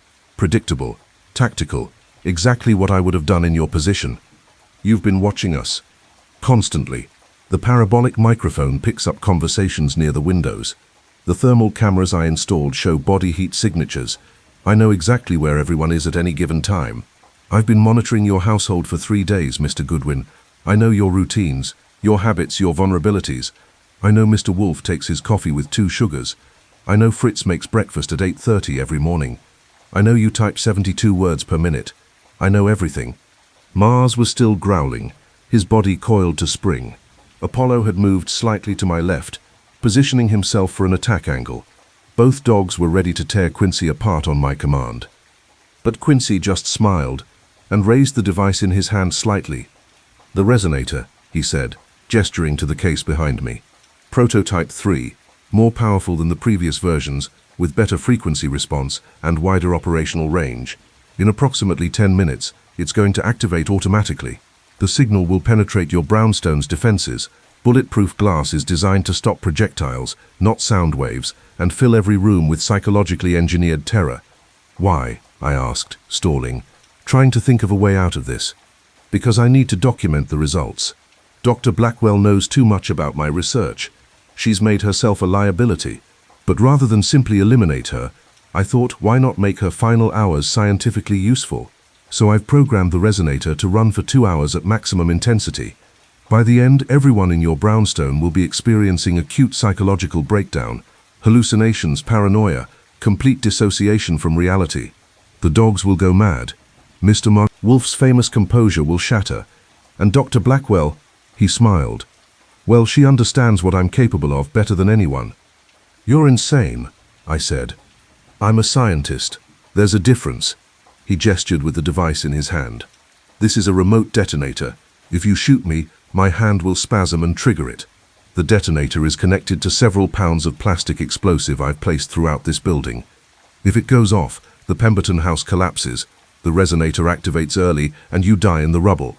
If you don't shoot me, the resonator activates in 9 minutes, I escape through the basement exit I've prepared, and your household descends into madness. Either way, I win." "There's always a third option," I said. "Which is?" "You surrender. We deactivate the device, and you spend the rest of your life in a very small prison cell instead of dying here like a lunatic." Quincy laughed, a sound utterly devoid of humor. "Mr. Goodwin, I've already died. The day Imogen betrayed me, tried to destroy my life's work, I stopped being the man I was. What's left is just the research, just the science, just the beautiful, terrible knowledge that sound can break the human mind as easily as a hammer breaks glass." 8 minutes on the timer. Mars's growl had intensified to the point where I could feel the vibration through the floor. Apollo was trembling, every muscle tensed, ready to attack. Both dogs were barely under control. "The dogs sense it, don't they?" Quincy said. "They can hear frequencies you can't. They know what's coming. In a few minutes they'll be the first to break. Their hearing is so much more sensitive than yours. They'll tear each other apart, tear you apart, tear everything apart. It's going to be fascinating to document." 7 minutes. I had a choice: shoot Quincy and risk the explosives, let the timer run and condemn everyone in the brownstone to psychological torture, or find a third option in the next 6 minutes and 53 seconds. Mars made the choice for me. The big Doberman launched himself at Quincy with a snarl that sounded like death itself. 95 pounds of muscle and fury flying through the air, jaws open, teeth bared. Quincy pressed the button. Mars hit Quincy like a canine missile. The impact knocked the scientist backward into the hallway wall with enough force to crack the plaster. The detonator flew from his hand, skittering across the floor. Mars's jaws clamped onto Quincy's right forearm, and the man's scream, genuine, human, nothing engineered about it, cut through the night. I dove for the detonator. My fingers closed around it just as the first explosion hit. Not in this building. Somewhere else. Somewhere close. The floor shook. The windows rattled. From outside came the sound of shattering glass and collapsing masonry. Then another explosion, and another, like a string of firecrackers but infinitely more deadly. Apollo was barking frantically. Mars had released Quincy and was backing toward me, his muzzle bloody. Quincy was clutching his arm, his face contorted with pain and rage. "What did you do?" I shouted over the sound of falling debris. "Insurance," Quincy gasped. "Explosives in the buildings on either side. If I couldn't have my research location secure, no one could. You triggered the..." I didn't let him finish. I hit him with a right cross that put him down hard. He crumpled to the floor, unconscious or close to it. Mars stood over him, growling, ready to finish what he'd started if Quincy so much as twitched. 6 minutes on the resonator timer. "Apollo, stay with Mars. Guard him," I commanded, pointing at Quincy. "Don't let him move. Don't let him reach anything. If he wakes up, bite him. Both dogs positioned themselves over Quincy's unconscious form, like furry gargoyles. I turned to the resonator device, my mind racing. 6 minutes to deactivate something I didn't understand, built by a madman, designed to drive everyone I cared about insane. No pressure. I examined the laptop first. The monitoring program showed the countdown timer, but also a series of controls, frequency settings, amplitude controls, what looked like targeting parameters. There was a password prompt at the top of the screen, but the program was already running. Quincy must have left it unlocked to monitor the deployment. 5 minutes 30 seconds.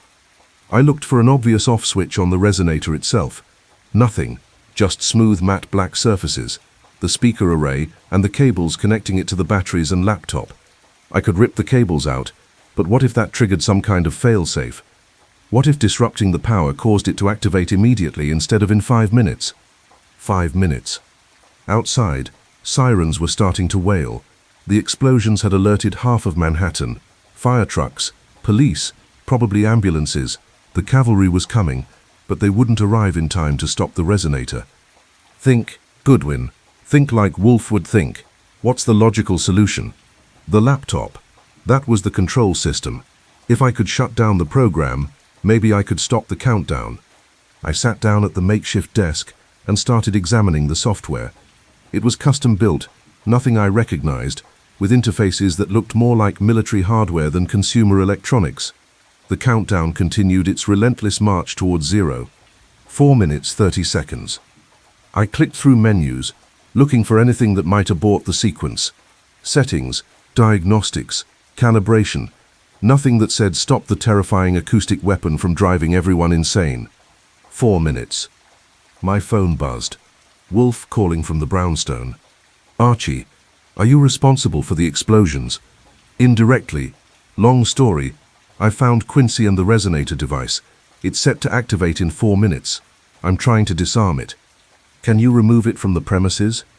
I looked at the device, easily 70 pounds with the batteries, connected to the laptop by cables, sitting in the middle of a building that might have structural damage from the nearby explosions.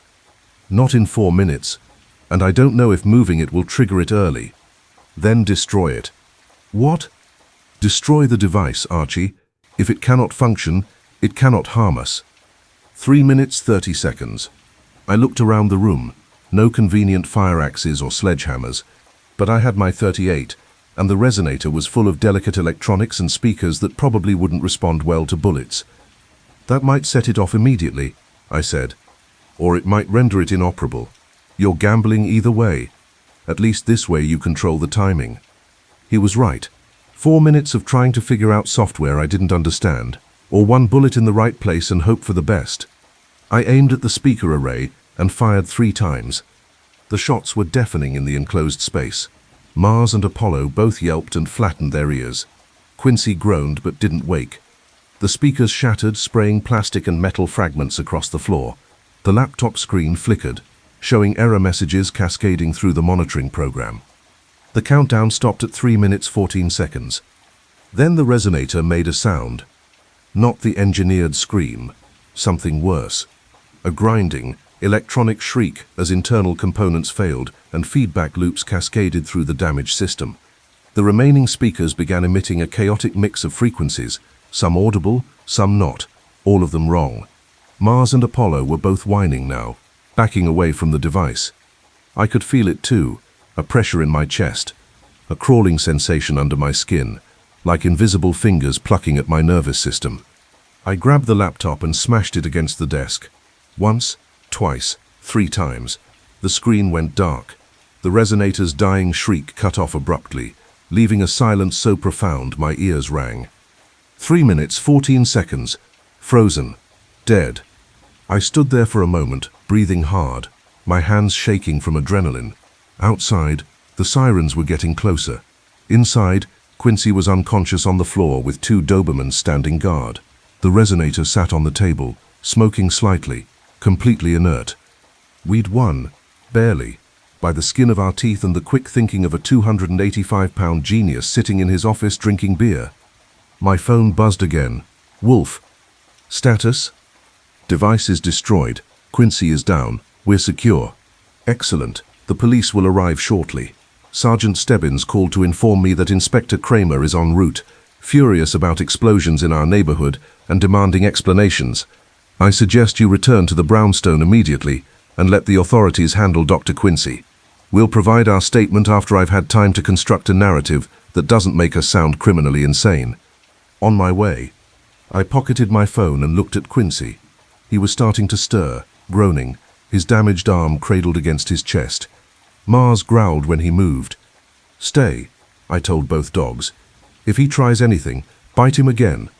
I checked Quincy for weapons, found a small knife in his pocket, which I confiscated and used his belt to bind his hands behind his back. He was conscious now, his eyes focused but glazed with pain. "You destroyed it," he whispered. "That's what happens when you threaten people I care about." 5 years of research, 5 years of perfect, beautiful science, gone. You used it to kidnap and terrorize innocent people. You were planning to drive my household insane. The research deserved to be destroyed. You don't understand. The applications, the possibilities. I understand that you're going to prison for a very long time, and that's being generous. If any of those missing people turn up dead, you're looking at multiple murder charges. Footsteps on the stairs, heavy boots, official tread. The police had arrived. I stepped into the hallway with my hands visible, my .38 holstered. "NYPD, in here," I called. "Suspect is secured. 2 dogs on guard. Don't shoot the dogs." 3 uniformed officers appeared, guns drawn, flashlights cutting through the darkness. Behind them came Sergeant Pearlie Stebbins, looking like he'd aged 5 years in the last 5 minutes. Goodwin. I should have known. What the hell happened here? That's Dr. Nathaniel Quincy. He's responsible for the 4 missing persons in this neighborhood. He built an acoustic weapon designed to cause psychological breakdowns. He planted explosives in the surrounding buildings and detonated them when we tried to stop him. The weapon is destroyed. He needs medical attention, and then a very secure cell. Stebbins looked past me at Quincy, at the 2 Dobermans standing guard, at the smoking remains of the resonator device. His expression suggested he was rethinking his career choices. "Inspector Kramer is going to have questions." "I'm sure he will. Tell him to call on Nero Wolfe tomorrow at 11. We'll provide a complete statement then." Goodwin. "Tomorrow, Pearlie. I've had a long night. Your suspect isn't going anywhere, and I need to make sure my household is secure. Mars, Apollo, come." The dogs reluctantly abandoned their guard posts and followed me toward the stairs. Behind me, I heard Stebbins directing his officers to secure Quincy and the scene. More sirens outside, fire trucks, ambulances, probably half the emergency services in Manhattan. We exited through the rear door into the alley. The fog had thickened, turning the world into a grey blur.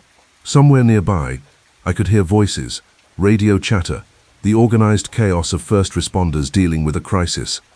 Mars and Apollo stayed close as we crossed the street to the brownstone.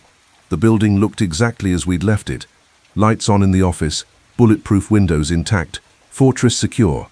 But I knew everyone inside had heard the explosions, felt the vibrations, spent the last 15 minutes wondering if we were under direct attack. I unlocked the front door and stepped into the warmth and light of home. Wolfe was in the hallway, which was unprecedented. He never waited in hallways. Diana and Minerva were with him, both dogs alert and anxious. When Mars and Apollo bounded in, all 4 dogs converged in a mass of wagging tails and whining greetings, like soldiers reuniting after battle. "Archie." Wolfe's voice was carefully neutral, but I could see the tension in his shoulders, the tight line of his mouth. "You're unharmed?" "Mostly. Ears are ringing, hands are shaking, may need a stiff drink, but otherwise intact." "And Dr. Quincy?" "In police custody with a broken arm and a concussion. Mars did the honors." Wolfe looked down at Mars, who was pressing against my leg, still keyed up from the confrontation. "Good dog." Coming from Wolfe, that was practically a medal of honor. Fritz appeared from the kitchen, his face pale but composed. "Mr. Archie, thank God. We heard the explosions, we thought." "I'm fine, Fritz." "Is Dr. Blackwell still in the wine room?" "With Caesar. She's been asking what's happening. Tell her the threat's neutralized. She can come upstairs. It's over." But even as I said it, I wasn't entirely sure that was true. Quincy was captured. The resonator was destroyed. But there were still questions. 4 missing persons, unaccounted for. Argent Solutions and their military contracts, still out there. Other prototype devices, possibly in other hands. The immediate danger had passed, but the larger implications would take longer to unravel. Wolfe seemed to read my thoughts.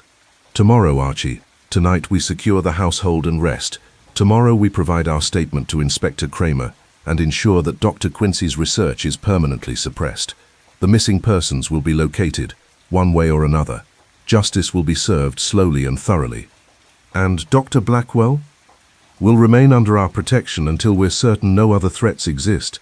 If Argent Solutions was funding Dr. Quincy, they may send others to retrieve their investment.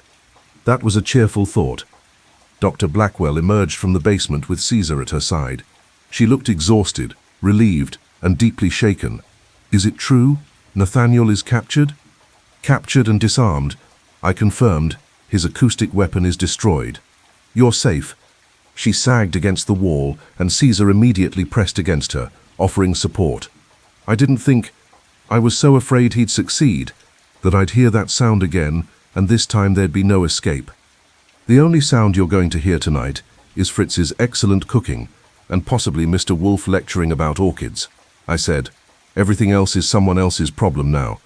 Wolfe gestured toward the office. Dr. Blackwell, if you're able, I'd like a full accounting of Dr. Quincy's research.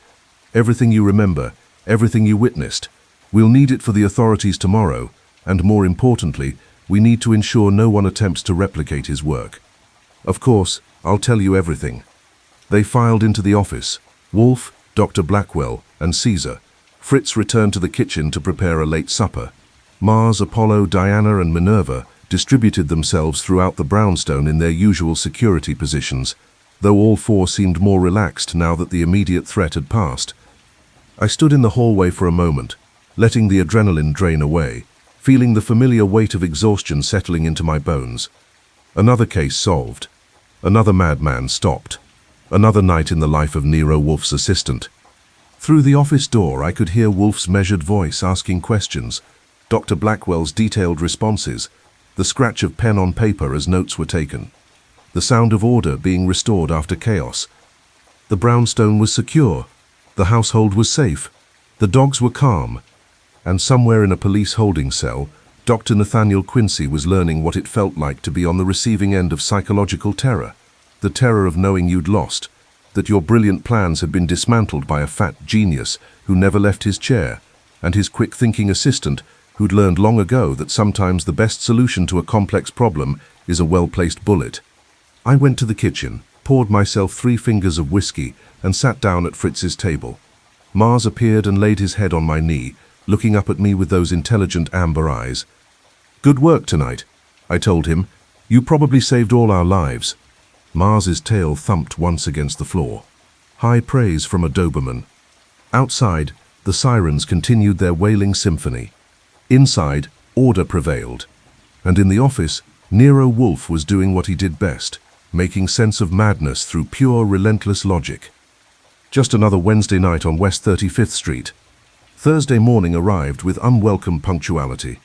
I was at breakfast by 8, moving slowly and feeling every one of my 30-something years. My ears were still ringing slightly from the gunshots in that enclosed room, and I'd had approximately 4 hours of fitful sleep, filled with dreams of countdown timers and engineered screams. Fritz's coffee helped, but only marginally. Wolfe descended at 8:30, looking remarkably well-rested for someone whose neighborhood had been bombed the previous night. He was wearing a brown shirt with yellow stripes that should have been illegal in 17 states, and he carried himself with the satisfied air of someone who'd solved a particularly complex puzzle. Dr. Blackwell joined us at the table, looking pale but composed. She'd spent 3 hours with Wolfe the previous night, providing a comprehensive account of Quincy's research, his methods, his obsessions, and everything she knew about Argent Solutions' involvement. Caesar had apparently slept outside her door, taking his guardian duties seriously. Inspector Kramer will arrive at 11, Wolfe announced, arranging his napkin with precision. I've prepared a statement that addresses the relevant facts while avoiding unnecessary complications. Archie, you'll corroborate my account. What about the unnecessary complications? I asked. will remain unnecessary. The inspector doesn't need to know about every tactical decision we made. He needs to know that Dr. Quincy kidnapped 4 people, conducted illegal human experimentation, built an acoustic weapon, planted explosives, and was apprehended before he could cause further harm. That's sufficient. And the 4 missing people? Wolfe's expression darkened. Dr. Blackwell has provided addresses for 3 properties where Dr. Quincy might have held his test subjects. I've passed this information to Sergeant Stebbins. Whether the victims are alive or dead remains to be determined. They're dead, Dr. Blackwell said quietly. Nathaniel wouldn't have left them alive. Too risky. Too many potential witnesses. Once he'd gathered his data, he would have... She stopped, unable to finish. Fritz set plates in front of us. Shirred eggs with bacon, fresh bread, the usual excellent breakfast. But none of us had much appetite. The brownstone felt oddly subdued, as though the building itself was recovering from the previous night's trauma. At 9:15, my phone rang. Sergeant Stebbins. Goodwin. We found them. My stomach clenched. Alive. 2 alive, 2 dead. The survivors are in bad shape, severe psychological trauma, dehydration, malnutrition. They're at Bellevue now, under psychiatric care. The dead ones, he paused. 1 suicide, 1 heart attack induced by extreme stress. The ME says his preliminary findings suggest both deaths were caused by sustained psychological torture. Quincy's recordings, we found dozens of them. Audio files on his laptop, labeled with dates and duration. Some exposures lasted 6 hours. The man was documenting everything like it was a legitimate clinical trial. Stebbins's voice was tight with anger. This is going to be a major case, Goodwin. Federal investigators are already involved. That acoustic weapon qualifies as an illegal weapons development project. Argent Solutions is going to have some very uncomfortable questions to answer. Good. They should. Kramer wants to know if you're willing to testify. Absolutely. So is Dr. Blackwell. The woman who came to you for help, is she safe? She's sitting across from me eating breakfast in a fortress guarded by 5 Dobermans and 1 very annoyed genius. She's safe. Keep her that way. If Argent Solutions decides she's a liability, they might try to silence her. That was exactly what Wolfe had predicted. After I hung up, I relayed the information to Wolfe and Dr. Blackwell. Her face went even paler, if that was possible. 2 dead, she whispered.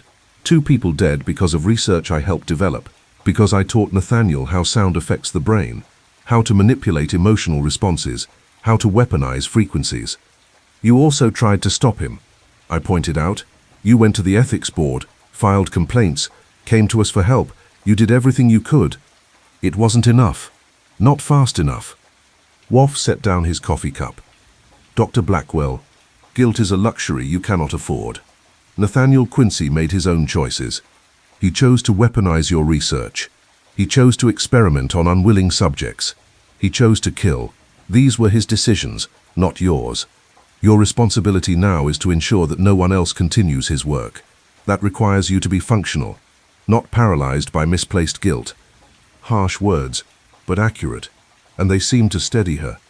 She nodded slowly, squared her shoulders, and returned to her breakfast with more determination. At precisely 11 o'clock, the doorbell rang. Through the bulletproof glass, I could see Inspector Lionel T. Kramer of Homicide West, looking like a man who'd had even less sleep than I had. He was in his 60s, built like a fire hydrant, with a face that suggested permanent skepticism about human nature. Behind him was Sergeant Stebbins, carrying a briefcase. I let them in. All 5 dogs materialized in the hallway. Caesar, Mars, Apollo, Minerva, and Diana, forming their usual intimidating welcome committee. Kramer looked at them with the expression of someone who'd rather be anywhere else. Goodwin, where's Wolfe? Office, follow me. I led them down the hallway. The dogs fell in behind us like a canine motorcade, their claws clicking on the floor. Kramer muttered something under his breath that sounded like circus, or possibly madhouse. Wolfe was behind his desk, looking like Buddha presiding over his temple. Dr. Blackwell sat in the red leather chair, composed and professional. Kramer took the yellow chair, his usual spot, and Stebbins positioned himself near the door with his briefcase. Inspector, Wolfe said, thank you for coming. Cut the pleasantries, Wolfe. 4 buildings in your neighborhood were damaged by explosives last night. 2 people are dead, 2 more are so traumatized they can't speak coherently, and somehow you and Goodwin are at the center of this mess. Start talking." Wolfe laced his fingers over his belly and began his narrative. He had a gift for making even the most baroque events sound logical and inevitable. He explained Dr. Blackwell's arrival, her story about Quincy and the acoustic weapons research, the surveillance equipment we'd discovered, the confrontation at the Pemberton house. He left out certain tactical details, like Mars nearly tearing Quincy's arm off, but included everything relevant to the investigation. Kramer listened with increasing incredulity. When Wolfe finished, the inspector sat in silence for a full 30 seconds. "An acoustic weapon," he said finally. "You're telling me this lunatic built a machine that makes people go crazy using sound?" "Essentially correct," Wolfe said. "And he was funded by a defense contractor." "Argent Solutions." "Yes." "And you knew about this for how long?" "Approximately 18 hours before the confrontation. Insufficient time to bring you into the investigation without risking Dr. Quincy's escape or premature deployment of his weapon." Kramer's face was turning an interesting shade of red. "Wolfe, you should have called me immediately. This was way beyond your jurisdiction. And if I had called you immediately, you would have dismissed Dr. Blackwell's story as academic rivalry and paranoid speculation. You would have requested evidence. We would have wasted hours arguing while Dr. Quincy positioned his weapon and prepared his attack. Instead, we investigated, we located the threat, and we neutralized it before anyone in my household was harmed. The outcome justifies the methods. The outcome is 2 dead civilians and property damage in 6 figures. The outcome could have been far worse. Dr. Quincy's acoustic weapon was designed to cause psychological breakdowns in everyone within range. That includes this brownstone, the surrounding buildings, potentially dozens of casualties. We prevented that catastrophe. You're welcome." I'd seen Wolfe bulldoze Kramer before, but this was impressive even by his standards. The inspector looked like he wanted to arrest everyone in the room out of pure frustration, but he couldn't actually dispute the logic. Stebbins cleared his throat. "Inspector, the federal investigators want statements from Mr. Wolfe, Mr. Goodwin, and Dr. Blackwell. They're particularly interested in Argent Solutions' involvement and any other prototype weapons that might exist. I can provide comprehensive documentation of Nathaniel's research," Dr. Blackwell said. "Lab notes, equipment specifications, funding records, everything I retained from our partnership. If there are other prototypes, we'll need to track them down before someone else decides to weaponize sound." Kramer looked at her with slightly less hostility. "You're cooperating voluntarily." "Absolutely. This is my responsibility to fix." "It's Quincy's responsibility," Kramer said. "But I appreciate the cooperation. Stebbins, set up meetings with the feds for this afternoon. We'll need formal depositions from all 3 of them." "Already scheduled, sir. 2 p.m. at Federal Plaza." Wolfe grimaced. "I don't leave my house except for—" "You'll make an exception," Kramer interrupted. "This is a federal case involving illegal weapons development and multiple homicides. The feds want you in person, not hiding behind your orchids and your phobias." "They're not phobias. They're reasonable preferences for—" "I don't care. 2 p.m. Be there. Bring your lawyer if you want." This was going to be ugly. Wolfe hated leaving the brownstone with a passion that bordered on pathological. But Kramer was right. With federal charges involved, refusing to cooperate would create more problems than it solved. "Very well," Wolfe said, his tone suggesting someone had just asked him to eat broken glass. 2 p.m. Archie will drive. And Dr. Blackwell stays in protective custody until we determine whether Argent Solutions poses a continuing threat, Kramer added. "Agreed." "She's already under our protection," Wolfe said. "She'll remain here until the matter is fully resolved." Kramer stood, looking like he'd aged another 5 years during the conversation. "Wolfe, one of these days, your independent investigations are going to get someone killed."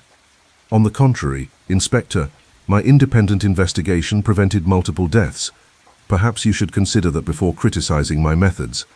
Kramer looked like he wanted to argue further, decided it wasn't worth the effort, and stalked out. Stebbins lingered long enough to hand me a business card with the Federal Plaza address and a contact name, then followed his boss. After they left, Wolfe sat in brooding silence for a full minute. "I despise government buildings," he said finally. "The lighting is atrocious, the furniture is uncomfortable, and the coffee is invariably terrible. We'll survive, I said. Fritz can pack you a lunch. Don't be absurd. He stood, which required effort. Archie, prepare the car. Dr. Blackwell, you'll accompany us. Fritz will return by 6 at the latest. If we're not back by 7, call my attorney and inform him I've been illegally detained. You're being paranoid, I said. I'm being prudent. Federal investigators have been known to extend interviews indefinitely when they find subjects insufficiently cooperative. Then cooperate sufficiently. I always cooperate, on my terms. This was going to be a long afternoon. Federal Plaza at 2 p.m. was exactly as miserable as Wolfe had predicted. The building was a brutalist concrete monstrosity that seemed designed to crush the human spirit through pure architectural hostility. The fluorescent lighting cast a sickly yellow pall over everything. The security checkpoint took 20 minutes and required us to surrender our phones, keys, and in my case, my fine T8. The elevator was cramped and smelled of industrial cleaner and despair. Wolfe endured it with the stoic resignation of a man facing execution. He dressed in his best suit, a 3-piece brown affair that made him look like a prosperous banker, and carried a leather briefcase containing copies of all the documents Dr. Blackwell had provided. Dr. Blackwell herself was wearing a borrowed outfit from Fritz's sister's wardrobe. Somehow the chef maintained an emergency clothing supply for guests and looked professional if slightly uncomfortable. I'd wanted to bring at least one of the Dobermans for security, but the federal agents had been quite clear. No dogs, no exceptions. So Caesar, Mars, Apollo, Minerva, and Diana were back at the brownstone with Fritz, probably prowling the hallways and wondering why their humans had abandoned them. We were escorted to a conference room on the 14th floor by a severe-looking woman in a dark suit who introduced herself as Special Agent Catherine Reeves, FBI. She had the kind of face that suggested she'd seen everything, believed nothing, and trusted no one. Behind her was a man in his 50s, wearing an expensive suit and radiating the quiet authority of someone very high up the federal food chain. Mr. Wolfe, Mr. Goodwin, Dr. Blackwell, Agent Reeves said. This is Deputy Director Marcus Langford from the Department of Defense. He'll be joining us for this interview. Wolfe's eyebrows rose fractionally. Department of Defense. How interesting. I was under the impression this was an FBI investigation. It's a multi-agency investigation, Langford said smoothly, taking a seat at the head of the conference table. His voice had that practiced neutrality of career bureaucrats who'd learned never to reveal more than absolutely necessary. When illegal weapons development intersects with federal contractors, defense gets involved. Please, sit. We sat. The chairs were exactly as uncomfortable as Wolfe had predicted. Metal frames with thin padding that suggested sitting for extended periods was discouraged. Agent Reeves positioned herself near the door. A stenographer appeared from nowhere and set up in the corner, fingers poised over her machine. Let's begin, Langford said. Dr. Blackwell, you co-founded the Blackwell-Quincy Institute with Dr. Nathaniel Quincy 5 years ago. Tell me about the original research goals. Dr. Blackwell launched into a detailed explanation of their early work, therapeutic applications of sound, frequency-based treatments for anxiety and cognitive disorders, all legitimate and properly funded through grants from the National Science Foundation and private foundations.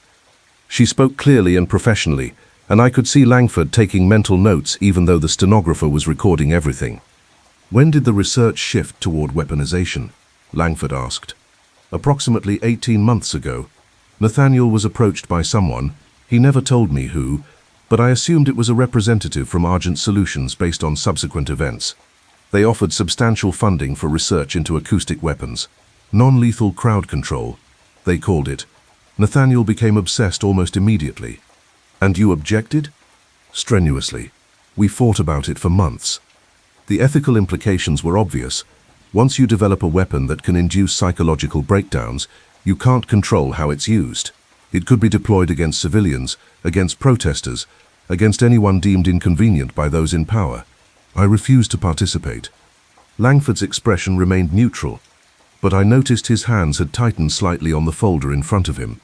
Did you document these objections? Yes. Emails, memos, formal complaints to the Institute's board. I also contacted the Medical Ethics Review Board at Columbia University, where we both held adjunct positions.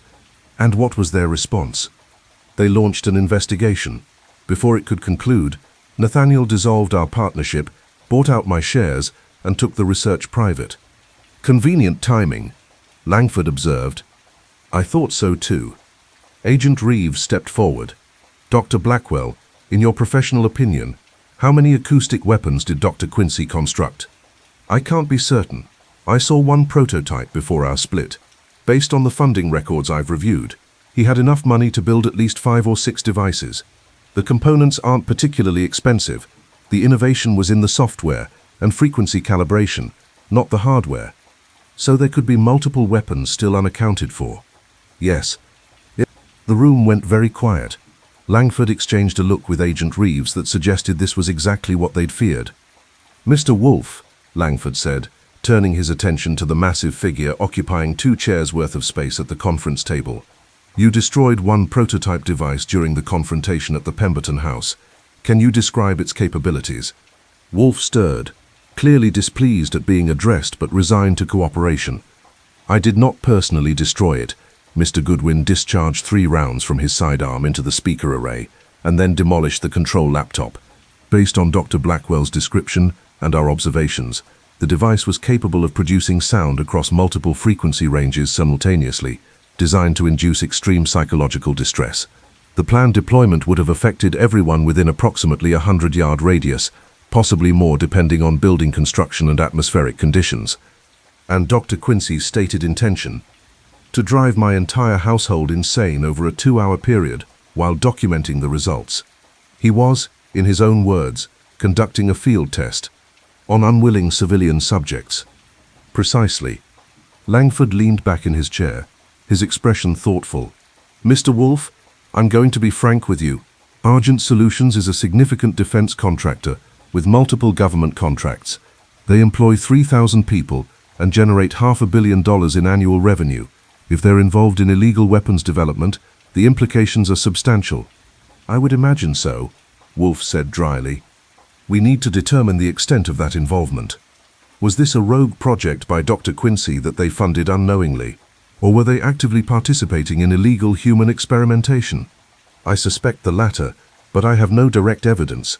Dr. Blackwell's documentation may provide the necessary proof. Langford opened the folder in front of him and pulled out several documents.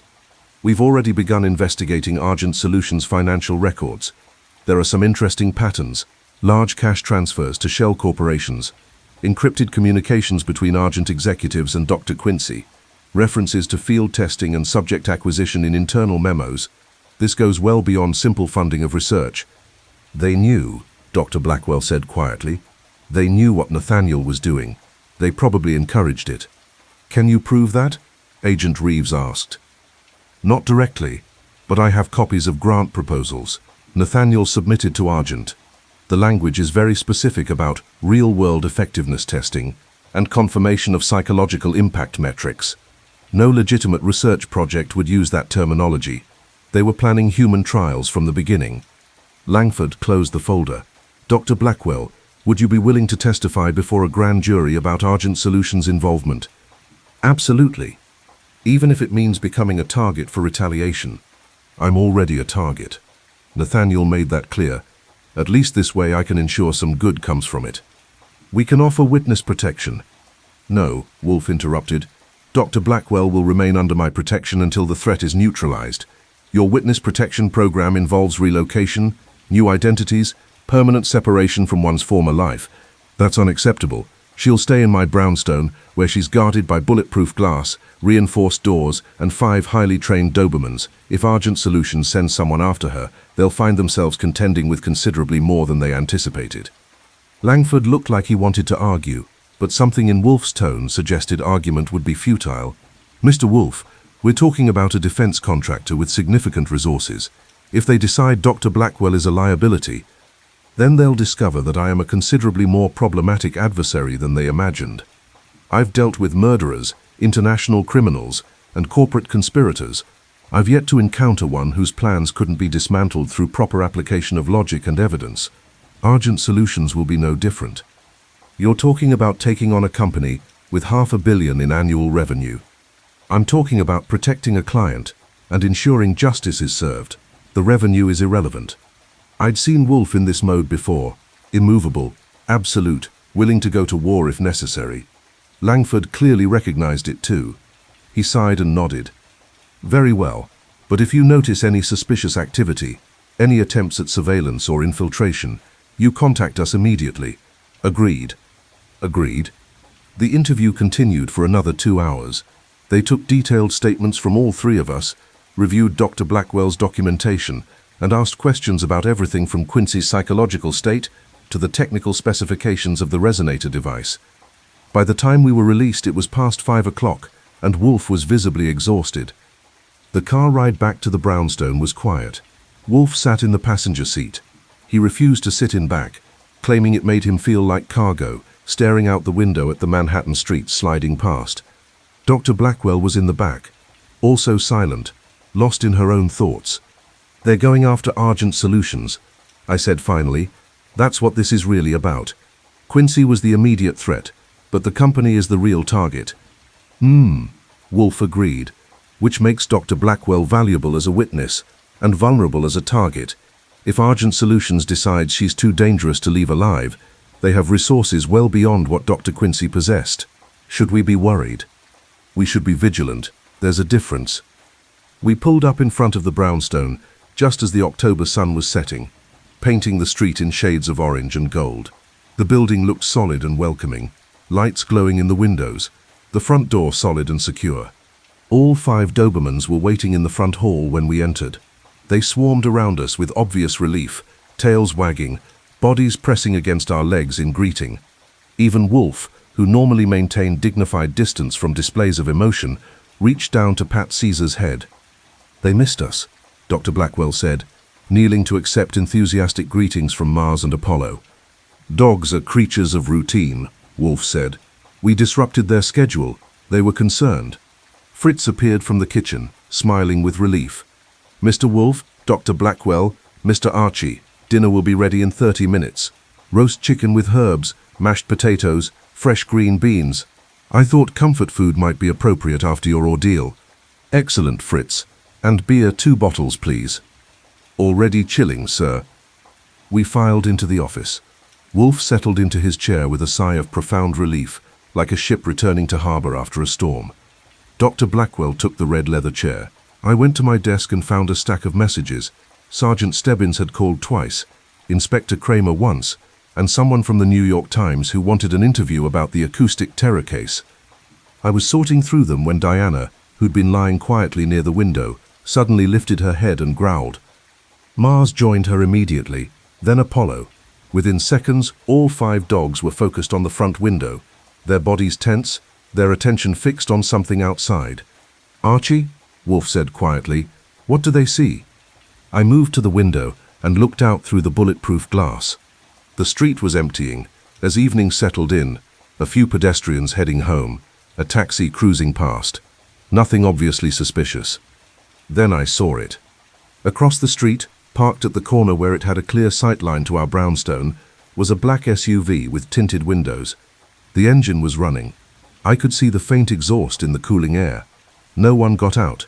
No one got in. It just sat there watching. We've got company, I said. Black SUV, corner position, tinted windows, professional surveillance setup, Argent Solutions. Dr. Blackwell asked, her voice tight with fear. Or someone connected to them.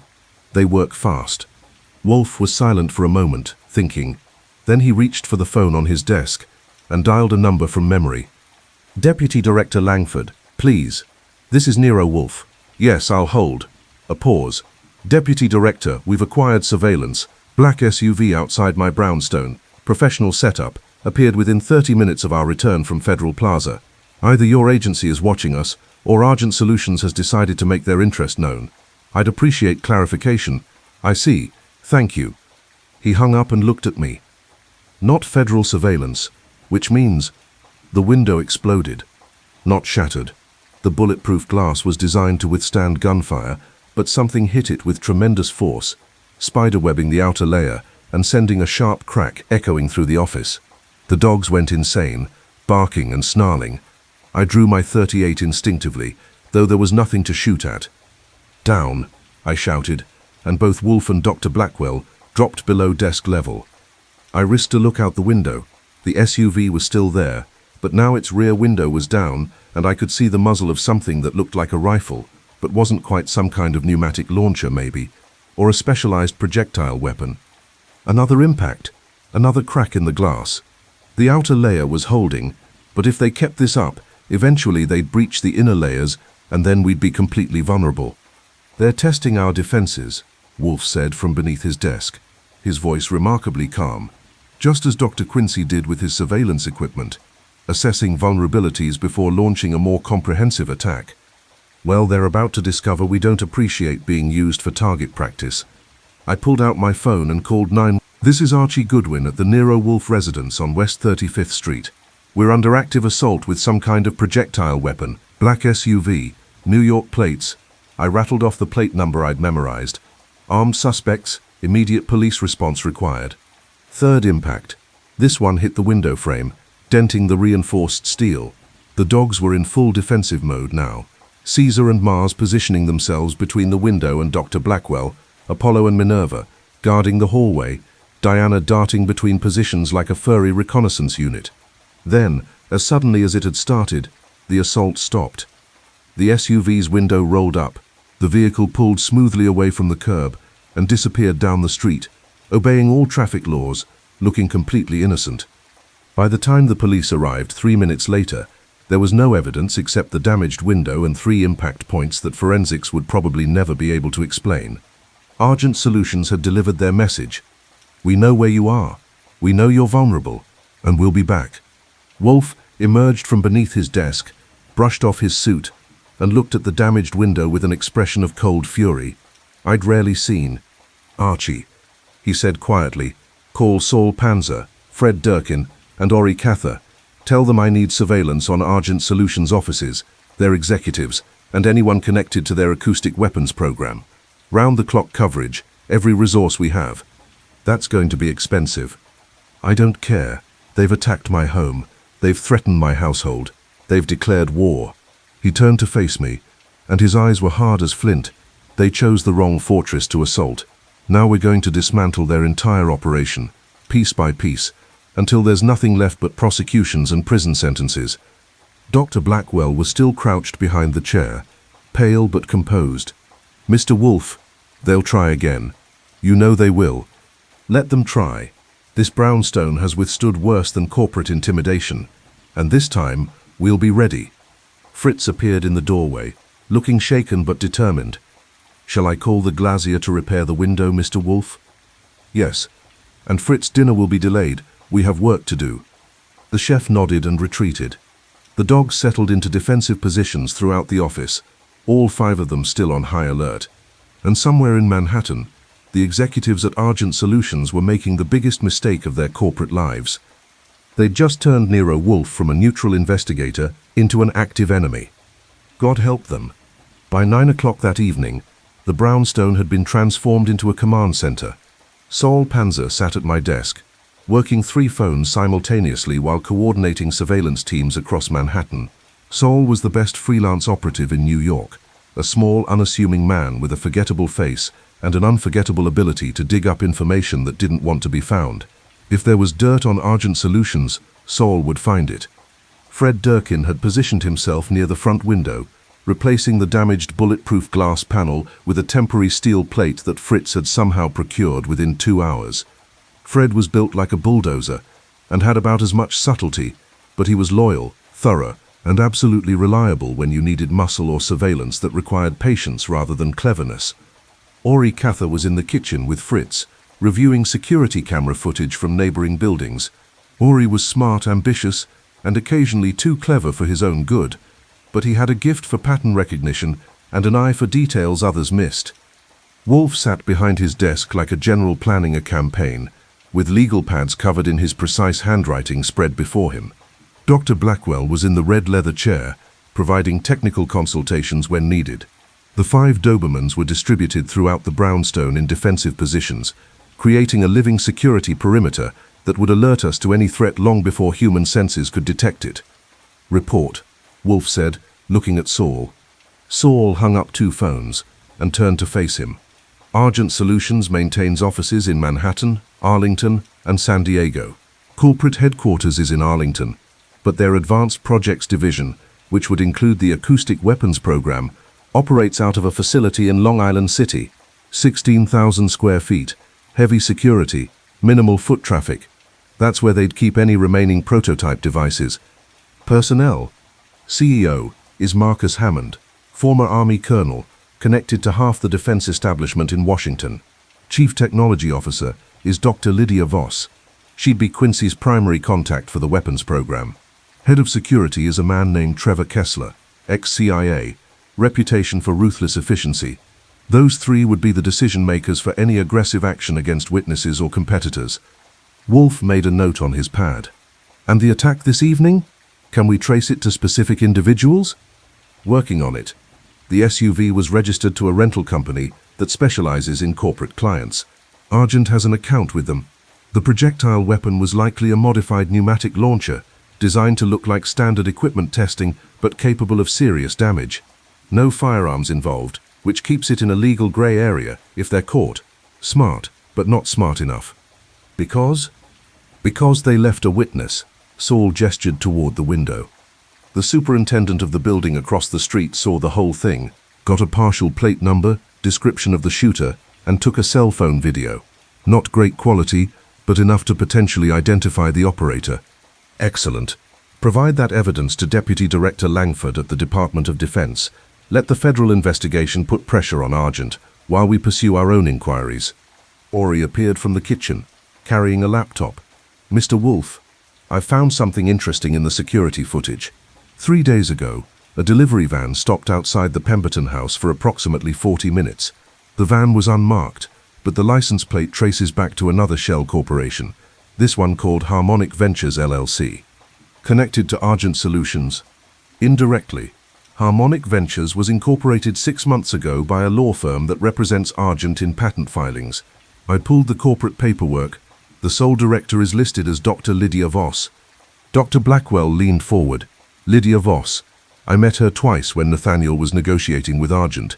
She's brilliant, completely amoral, and utterly committed to advancing weapons technology, regardless of ethical constraints. If she's directly involved in shell corporations, it means the acoustic weapons program wasn't just funded by Argent, it was run by them. Which makes them criminally liable, I said. Not just for funding Quincy's research, but for actively directing it. Wolfe nodded slowly. Dr. Blackwell, in your professional opinion, would Dr. Voss have access to the remaining prototype devices? Almost certainly. If Nathaniel built multiple resonators, Argent would have retained at least one for their own testing and development, probably more than one. They'd want redundancy in case something happened to Quincy, which it did. Then we must assume they have at least one functional acoustic weapon, and the willingness to use it. The question becomes, when and where will they deploy it? The room fell silent. Outside, the October night had turned cold and dark.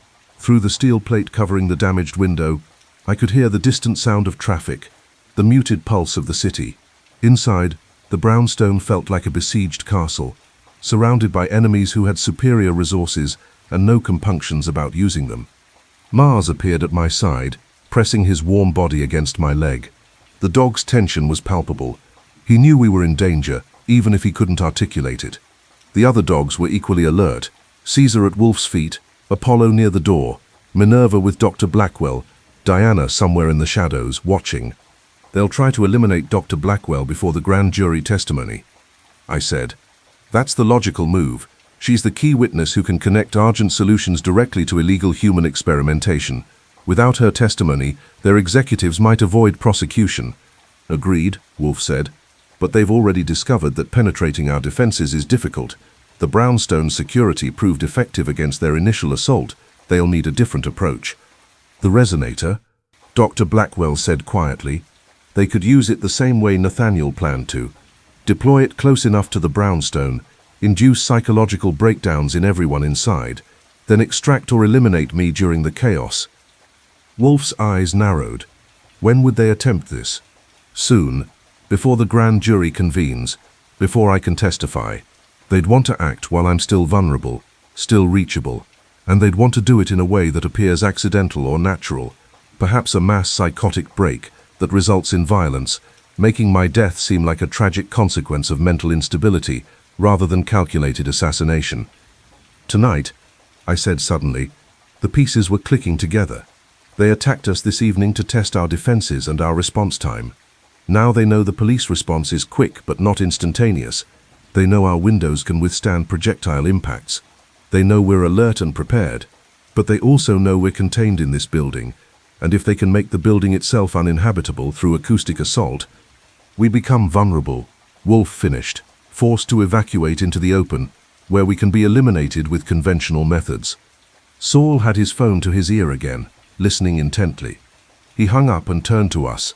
"I've got a team watching the Long Island City facility. 10 minutes ago, a panel van left the loading dock. 3 occupants heading toward Manhattan. The van matches the description of the vehicle used for the Pemberton House delivery." My stomach went cold. "They're moving the resonator. They're positioning it," Wolfe said. "Close enough to be effective, but not so close that we can immediately identify the source. Dr. Blackwell, what's the maximum effective range of the device?" "Approximately 100 to 150 yards for full psychological impact. Beyond that, the effect diminishes rapidly. They'd need to be within that radius to ensure maximum effectiveness." Wolfe pulled out a map of the neighborhood and spread it on his desk. "Then we look for possible deployment sites within 150 yards of this building.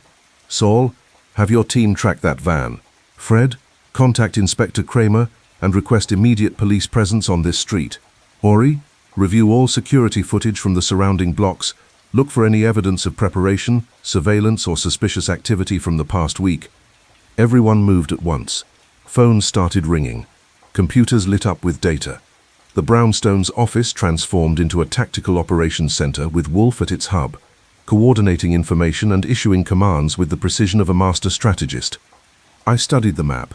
Within 150 yards of the brownstone, there were multiple potential locations: the damaged buildings from Quincy's explosions, the Pemberton House, several office buildings, a parking garage, an old church that had been converted into condominiums.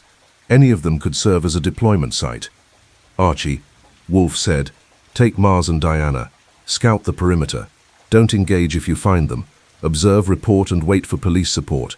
If they're positioning the resonator, we need to know exactly where before we can neutralize it. And if they activate it while I'm out there, then you'll have approximately 60 seconds to get clear before the psychological effects become incapacitating. The dogs will alert you. Their hearing is more sensitive than yours. Trust their instincts." I grabbed my coat and checked my .38.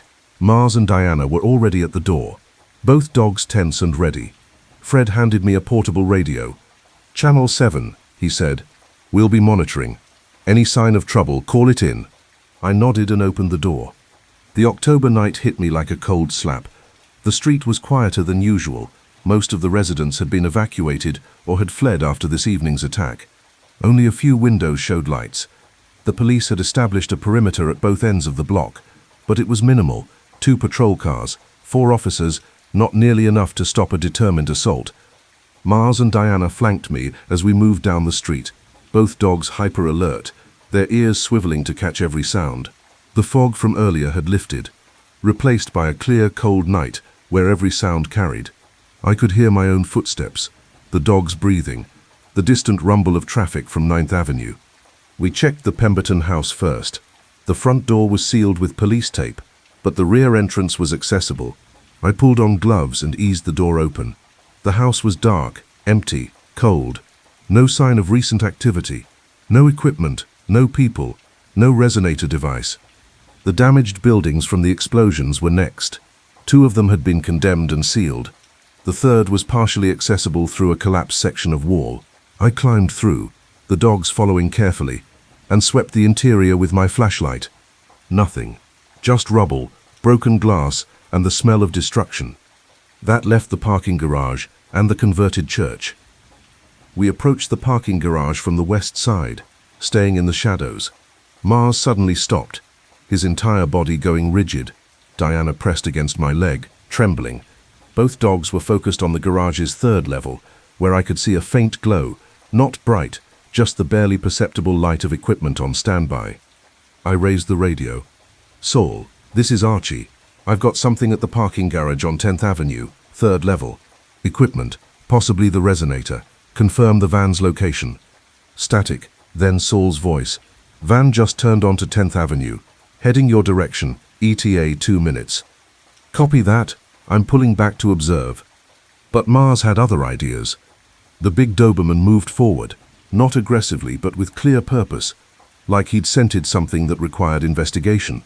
Diana followed, and I had no choice but to follow them both. We climbed the garage stairs quietly. Third level was mostly empty. A dozen cars scattered across the concrete expanse. Several burned-out light fixtures, creating pools of darkness. In the far corner, near the exterior wall that faced the brownstone, I could see the setup. The resonator device sat on a collapsible table, already assembled and operational.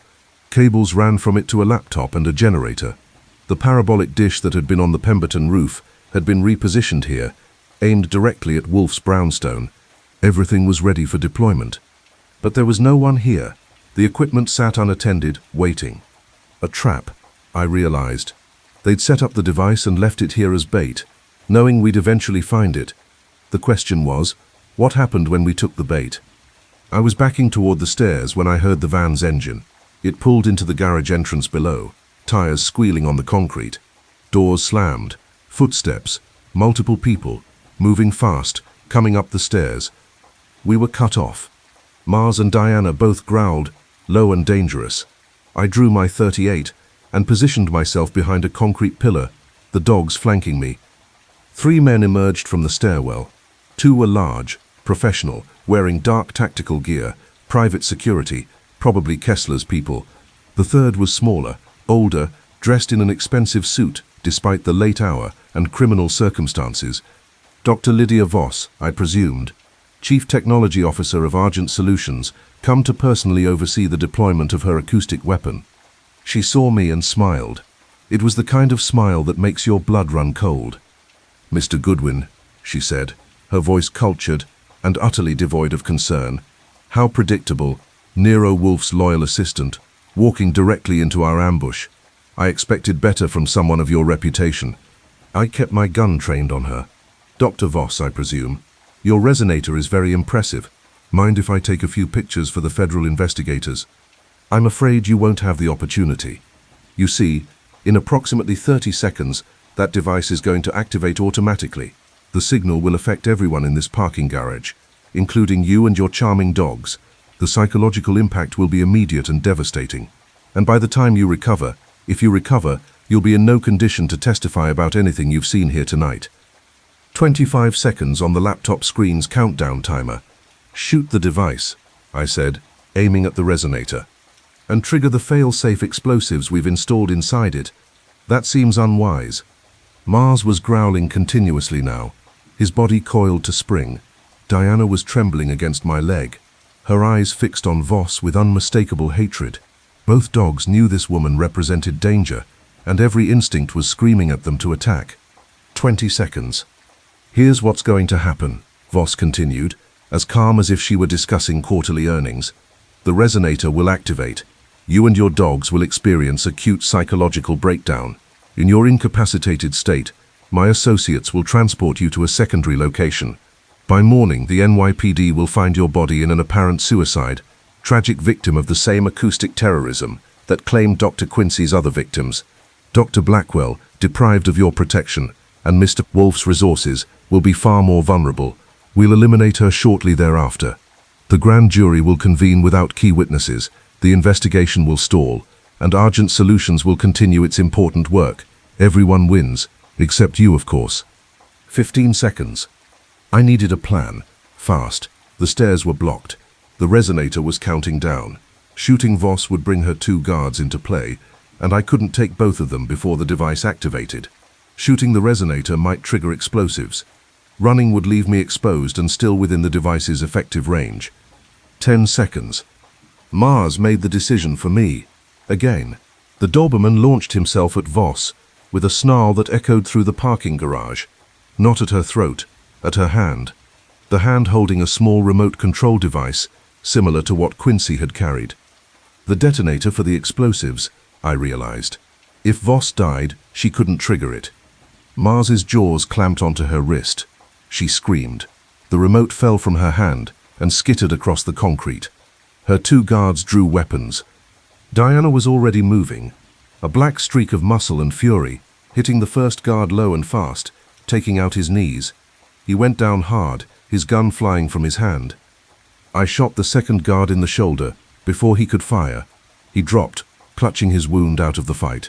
5 seconds. I ran for the laptop, Mars and Diana at my heels. Voss was on the ground, clutching her bleeding wrist, screaming orders that no one was listening to. The countdown continued its inexorable march. 3 seconds. I slammed my fist into the laptop keyboard, mashing keys randomly, hoping to crash the program or interrupt the sequence. The screen flickered, showing error messages, but the countdown didn't stop. 2 seconds. I grabbed the laptop and hurled it over the edge of the parking garage. It tumbled through the air, 3 stories down, and smashed into the pavement below with a satisfying crunch of destroyed electronics. 1 second. The resonator emitted a single truncated squeal, the beginning of its programmed assault, then went silent. Without the laptop to provide targeting coordinates and frequency modulation, the device was just a collection of speakers connected to a battery. Inert, harmless, defeated. I stood there for a moment, breathing hard, my heart hammering against my ribs. Mars and Diana were both panting, their bodies still tense but no longer in attack mode. Voss was on the ground, her wrist bleeding, her expensive suit ruined. Her 2 guards were disabled, one unconscious, one clutching his shoulder and whimpering. I picked up the remote control Voss had dropped and examined it. Sure enough, a simple trigger mechanism, probably radio-controlled, connected to whatever explosives they'd planted in the resonator. "Thanks for the demonstration, Dr. Voss," I said, pocketing the remote. "The federal prosecutors are going to love hearing about your personal involvement in attempted murder." She glared at me with pure hatred. "You have no idea what you've interfered with. The applications, the strategic importance. Save it for your lawyers. You're going to need very good ones." Sirens outside. Multiple vehicles approaching fast. Saul must have called for backup the moment I reported finding the resonator. The cavalry was here. Inspector Kramer arrived with enough backup to invade a small country. 4 patrol cars, 2 unmarked sedans, an ambulance, and surprisingly, Deputy Director Langford from the Department of Defense, accompanied by Agent Reeves and a tactical team wearing FBI windbreakers. The parking garage lit up like a Christmas tree with red and blue lights, and suddenly, my quiet confrontation with Dr. Voss became a federal incident with multiple agencies arguing over jurisdiction. I stood off to the side with Mars and Diana, both dogs pressed against my legs, while various officials swarmed the scene. EMTs were treating Voss's wrist and the wounded guard. The unconscious guard was being loaded onto a stretcher. The resonator device sat on its table like evidence from a science fiction film, cables dangling, speakers shattered from where I'd shot Quincy's prototype, but this one still intact. Langford approached me, his expression grim. "Mr. Goodwin, you have a remarkable talent for being in the center of federal investigations." "It's a gift." Dr. Voss was kind enough to confess everything before the shooting started. Attempted murder, illegal weapons deployment, conspiracy to obstruct justice. I'm sure your stenographer will want the full account. We'll need a formal statement. 3rd one this week. I'm thinking of charging by the hour. He almost smiled. Almost. The device, is it functional? Was. The laptop controlling it is currently scattered across the pavement, 3 stories down. Without the software, it's just expensive hardware. But Dr. Blackwell can probably help your tech people analyze it. Dr. Blackwell is the key to this entire case. Without her testimony, Argent Solutions executives walk free and continue developing illegal weapons. I know. That's why Mr. Wolfe has kept her under protection despite your witness protection offers. He takes his responsibilities seriously. Langford studied me for a moment. I've done some research on Nero Wolfe. The man hasn't left his brownstone in years, yet he's solved more major crimes than most detectives manage in their entire careers. How does he do it? By being smarter than everyone else, and too stubborn to quit. Also, he has excellent beer and 5 loyal Dobermans. As if on cue, Mars pressed harder against my leg, and Diana let out a soft whine. Both dogs wanted to go home. So did I. Kramer emerged from the crowd of investigators and made his way toward us, looking like he'd aged another decade. Goodwin, every time I think you and Wolfe can't possibly make my job more complicated, you prove me wrong. We live to serve, Inspector. You live to give me ulcers. He pulled out his notepad. Walk me through it. Everything that happened from the moment you left the brownstone. I gave him the condensed version, the surveillance of possible deployment sites, finding the resonator in the parking garage, the confrontation with Voss and her guards, Mars's timely intervention, the laptop's unfortunate encounter with gravity.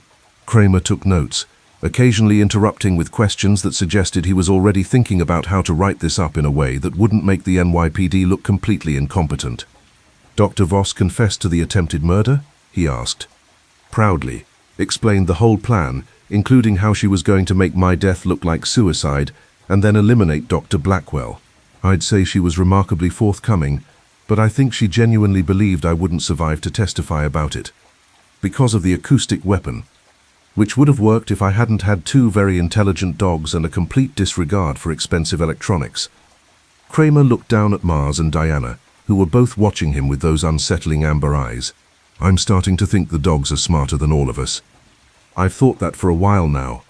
Agent Reeves approached with an evidence bag containing the remote control I'd confiscated from Voss. Mr. Goodwin, we'll need to keep this as evidence.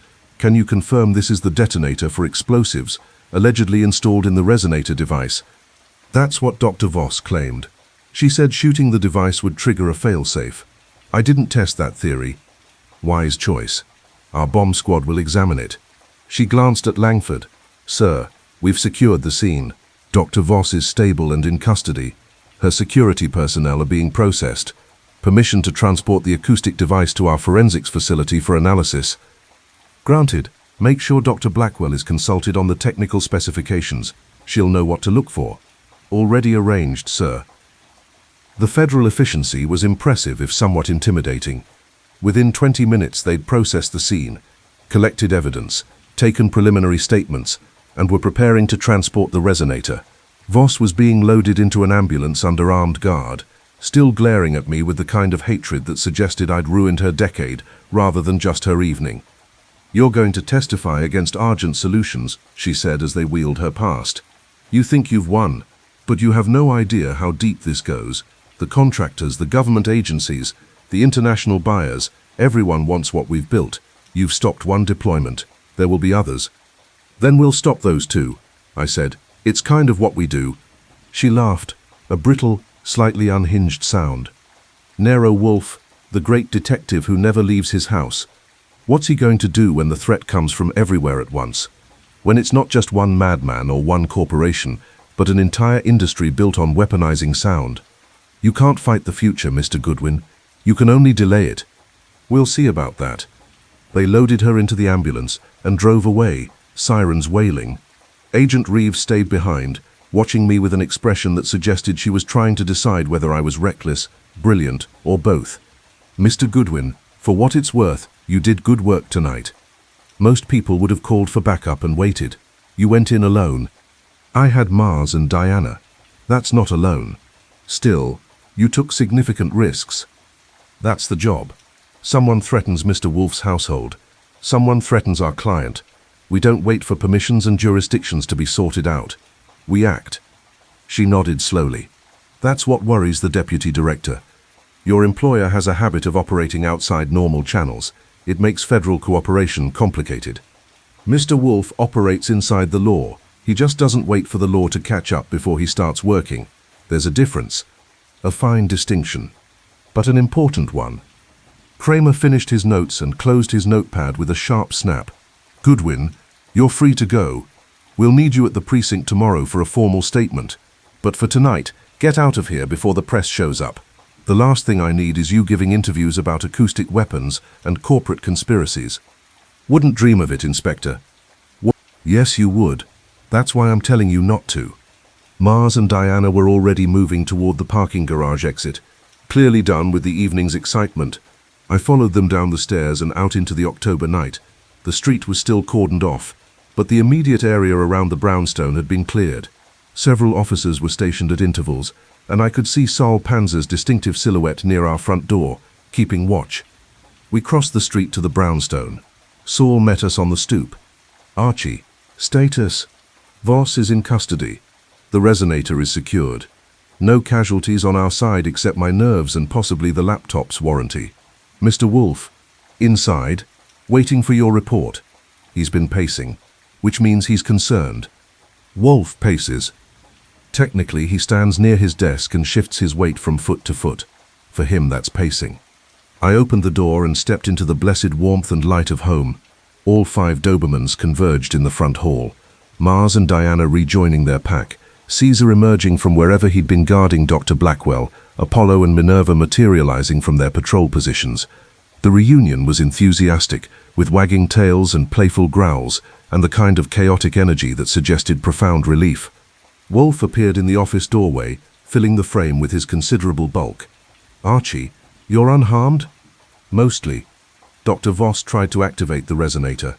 I threw the laptop off a parking garage. Mars bit her. Diana disabled a guard. I shot another one. The feds arrived and took over.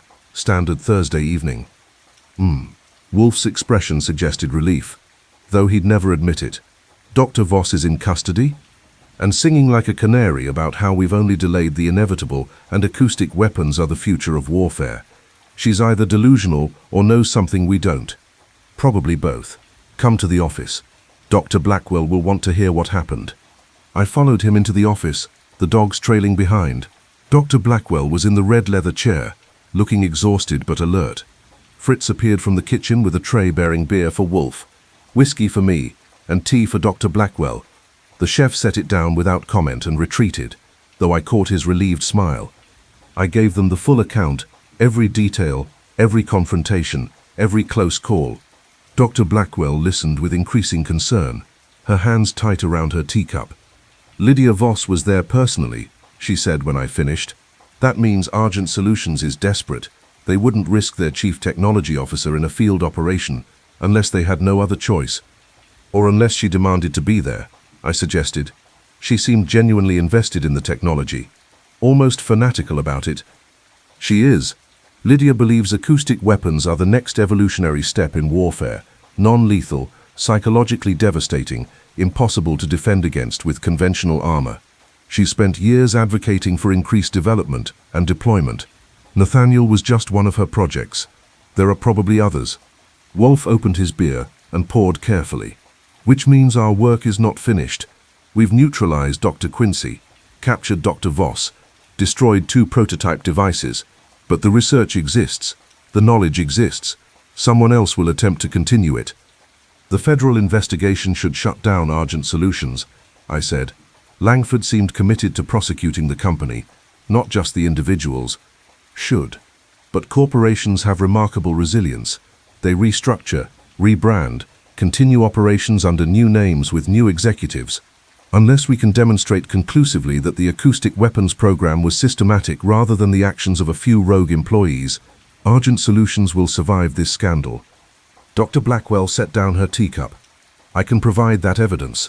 The documentation I've retained shows clear executive approval for human testing. Board meeting minutes discussing field trials and subject acquisition. Financial records proving that Argent's leadership knew exactly what Nathaniel was doing. If I testify to all of this, combined with Lydia's arrest and the physical evidence of the weapons themselves, the grand jury will have no choice but to indict the entire executive structure. Which makes you extraordinarily valuable, Wolfe observed, and extraordinarily vulnerable. Dr. Voss may be in custody, but Argent Solutions has other resources, other personnel, other methods of silencing witnesses.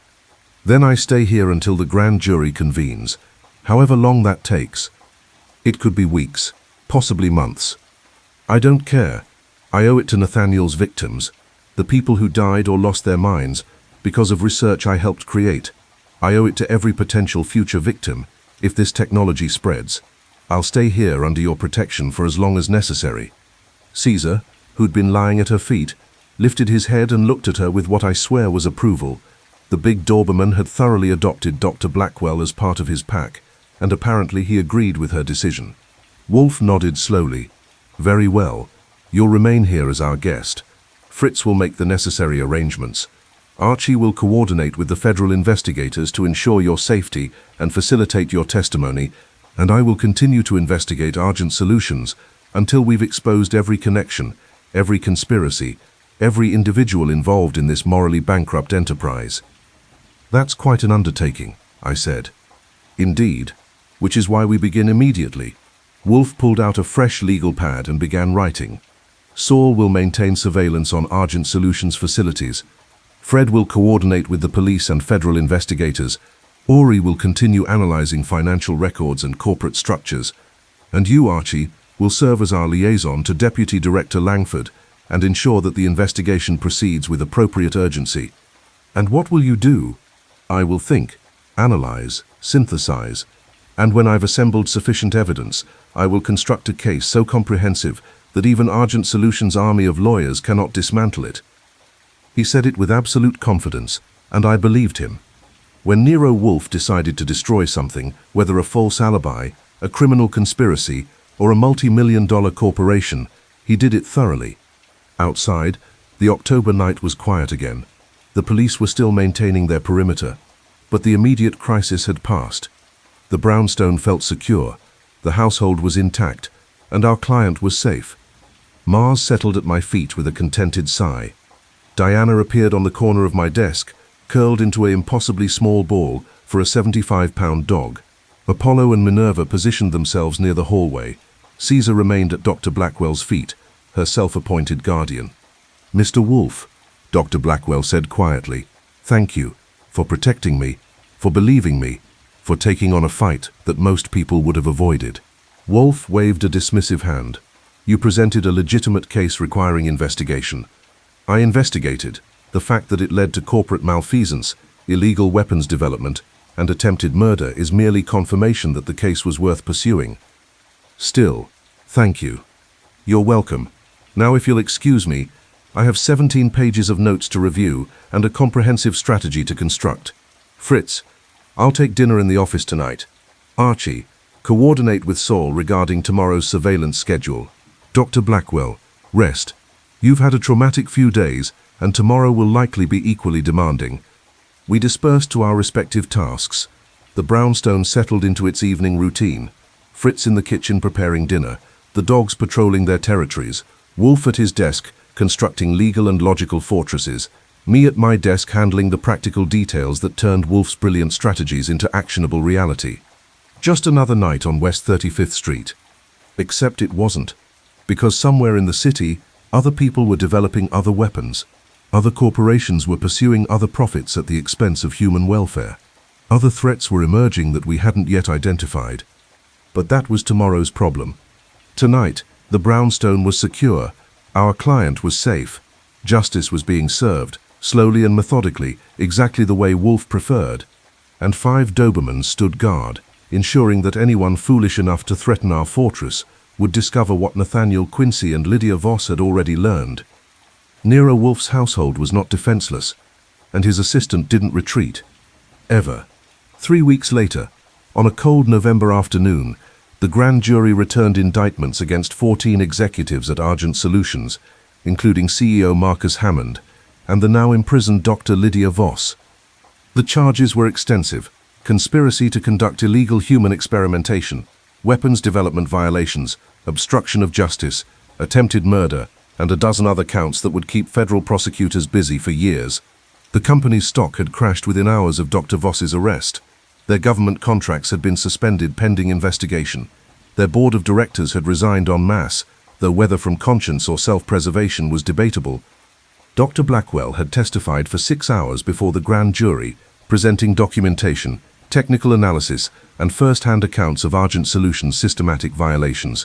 Her testimony had been so comprehensive that the prosecutors claimed they could probably secure convictions based on her evidence alone. But they wouldn't have to rely on her alone. The 2 surviving victims of Quincy's experiments had recovered enough to provide their own accounts. The FBI had discovered 3 additional prototype resonators in Argent's Long Island City facility. And Dr. Voss, in a spectacularly misguided attempt to negotiate a plea deal, had provided detailed records of the entire acoustic weapons program, apparently believing that demonstrating the technology's effectiveness would somehow mitigate her culpability. It had not. I was at my desk, reading the Times coverage of the indictments, when Dr. Blackwell emerged from the front room.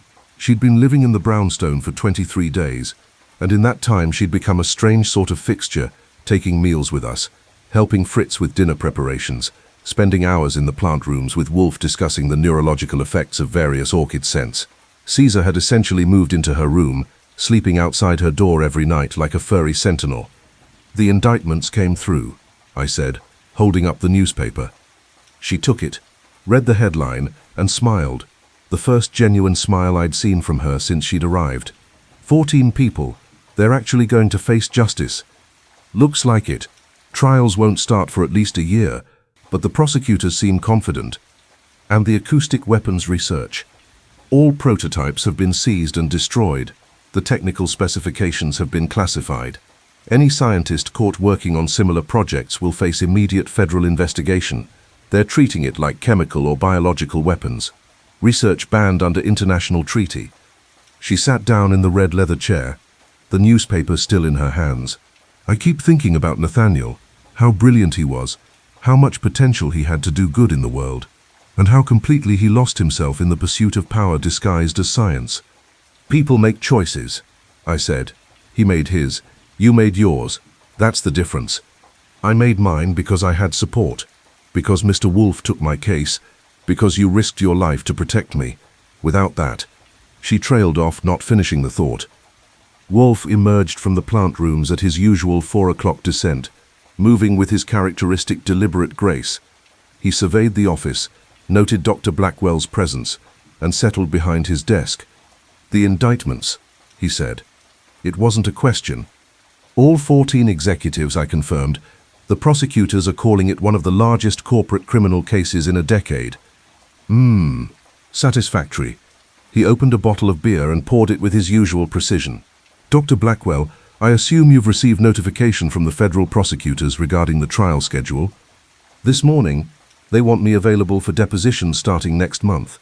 The trials themselves probably won't begin until next fall. And your plans?" She looked down at the newspaper. "I don't know.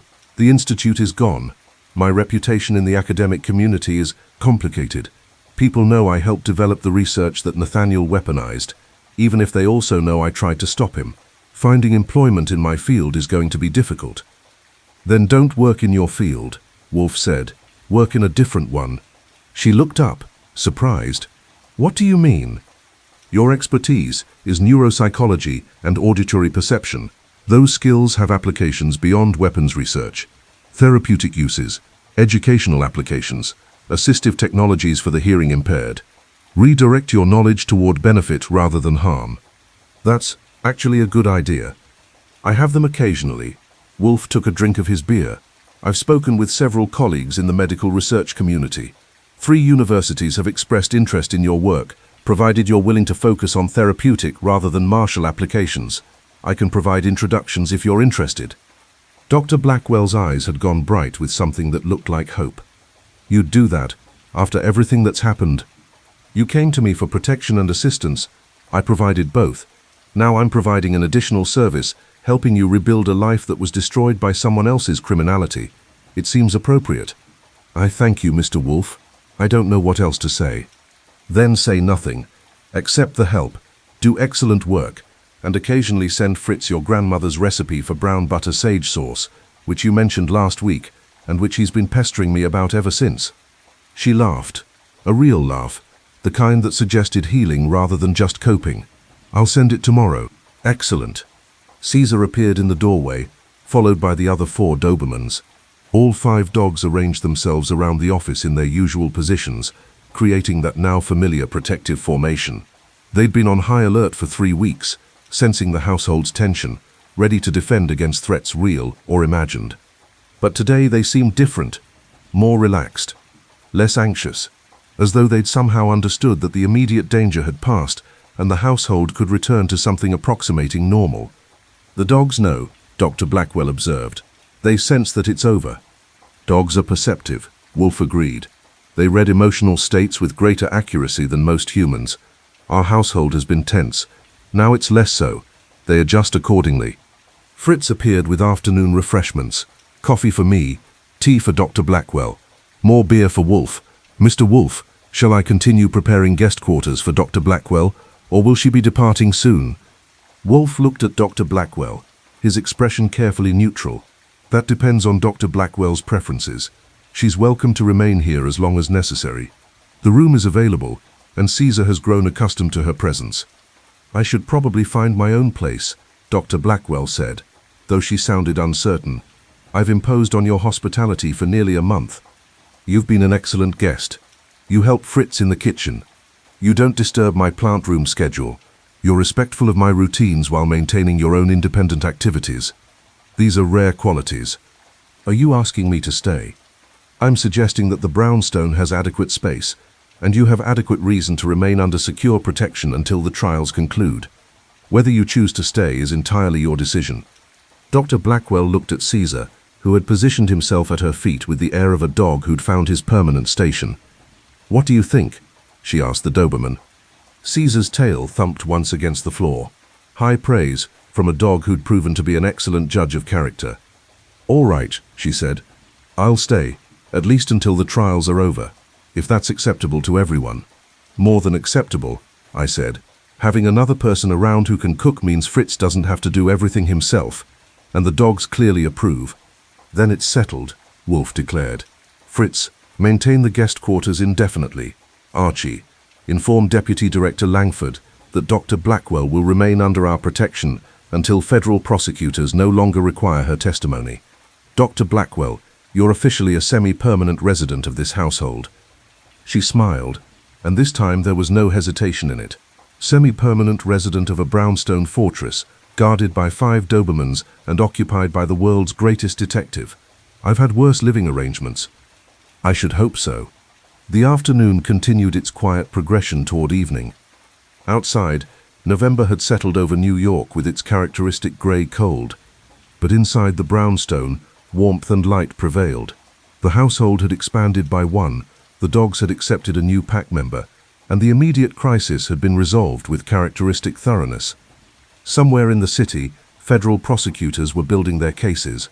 Somewhere in Virginia, Argent Solutions' former executives were consulting lawyers and contemplating their futures. Somewhere in federal custody, Dr. Nathaniel Quincy and Dr. Lydia Voss were learning what it meant to face justice. But here, on West 35th Street, in a fortress brownstone with bulletproof glass and loyal Dobermans and a genius who solved crimes from his custom-built chair, order had been restored. Wolfe returned to his beer and his botanical journal. Dr. Blackwell settled into her chair with a book from Wolfe's extensive library. Fritz hummed in the kitchen, preparing dinner. The dogs dozed in their respective positions, warm and content. And I sat at my desk, typing up notes for the final report, thinking about acoustic weapons and corporate criminality, and the peculiar ways that justice sometimes got served, despite rather than because of official channels. The brownstone was secure, the household was safe, the case was closed. And if another one arrived tomorrow, which, knowing our luck, it probably would, we'd be ready. 5 dogs, bulletproof glass, reinforced doors, and a mind sharper than any weapon ever forged. If the night wanted to scream again, it would have to make an appointment. And Nero Wolfe's schedule was very particular about who got in. Epilogue, quiet satisfaction. 6 months later, on a warm evening in May, I found myself on the front stoop of the brownstone, with a beer in hand, watching the sun set over West 35th Street. The trials had concluded 3 weeks ago. 14 convictions, sentences ranging from 8 to 25 years. Argent Solutions dissolved through bankruptcy and federal seizure. Dr. Nathaniel Quincy had been sentenced to life without parole for 2 counts of murder and multiple counts of kidnapping and torture. Dr. Lydia Voss had received 18 years for conspiracy, attempted murder and weapons violations. Justice, served cold and comprehensive, exactly as Wolfe preferred. Dr. Imogen Blackwell had testified at every trial, her credibility unassailable, her documentation irrefutable. The defense attorneys had tried to paint her as a vindictive ex-partner, but the physical evidence, the resonators, the recordings, the victim's testimony had demolished that strategy before it gained traction. Now she was 3 months into a position at Columbia University, running a research program focused on therapeutic applications of sound, Alzheimer's treatment through frequency modulation, anxiety reduction through targeted audio therapy. All the brilliant research she and Quincy had started, redirected toward healing rather than harm. She still lived in the brownstone. though now it was less about security and more about the fact that she'd become genuinely integrated into the household. Fritz valued her cooking assistance. Wolfe appreciated her intelligent conversation. Caesar had decided she was his permanent responsibility, and I'd grown accustomed to having someone around who understood both the complexity of Wolfe's methods and the peculiar rhythm of life in a fortress brownstone guarded by 5 Dobermans. The door opened behind me, and Mars padded out, followed by Diana. Both dogs settled at my feet, enjoying the evening warmth. Inside, I could hear Fritz and Dr. Blackwell discussing dinner preparations, their voices mixing with the classical music Wolfe insisted be played during his post-plant room reading hour. Saul Panzer appeared on the sidewalk, carrying his characteristic briefcase. He climbed the steps and nodded. "Archie, is Mr. Wolfe available?" "Probably. What's the case?" "Missing person. High profile. The family's offering a substantial retainer." "Another one?" "There's always another one." I finished my beer and stood. Mars and Diana rose with me, ready for whatever came next. "Come on, let's see if we can interest a genius in leaving his chair."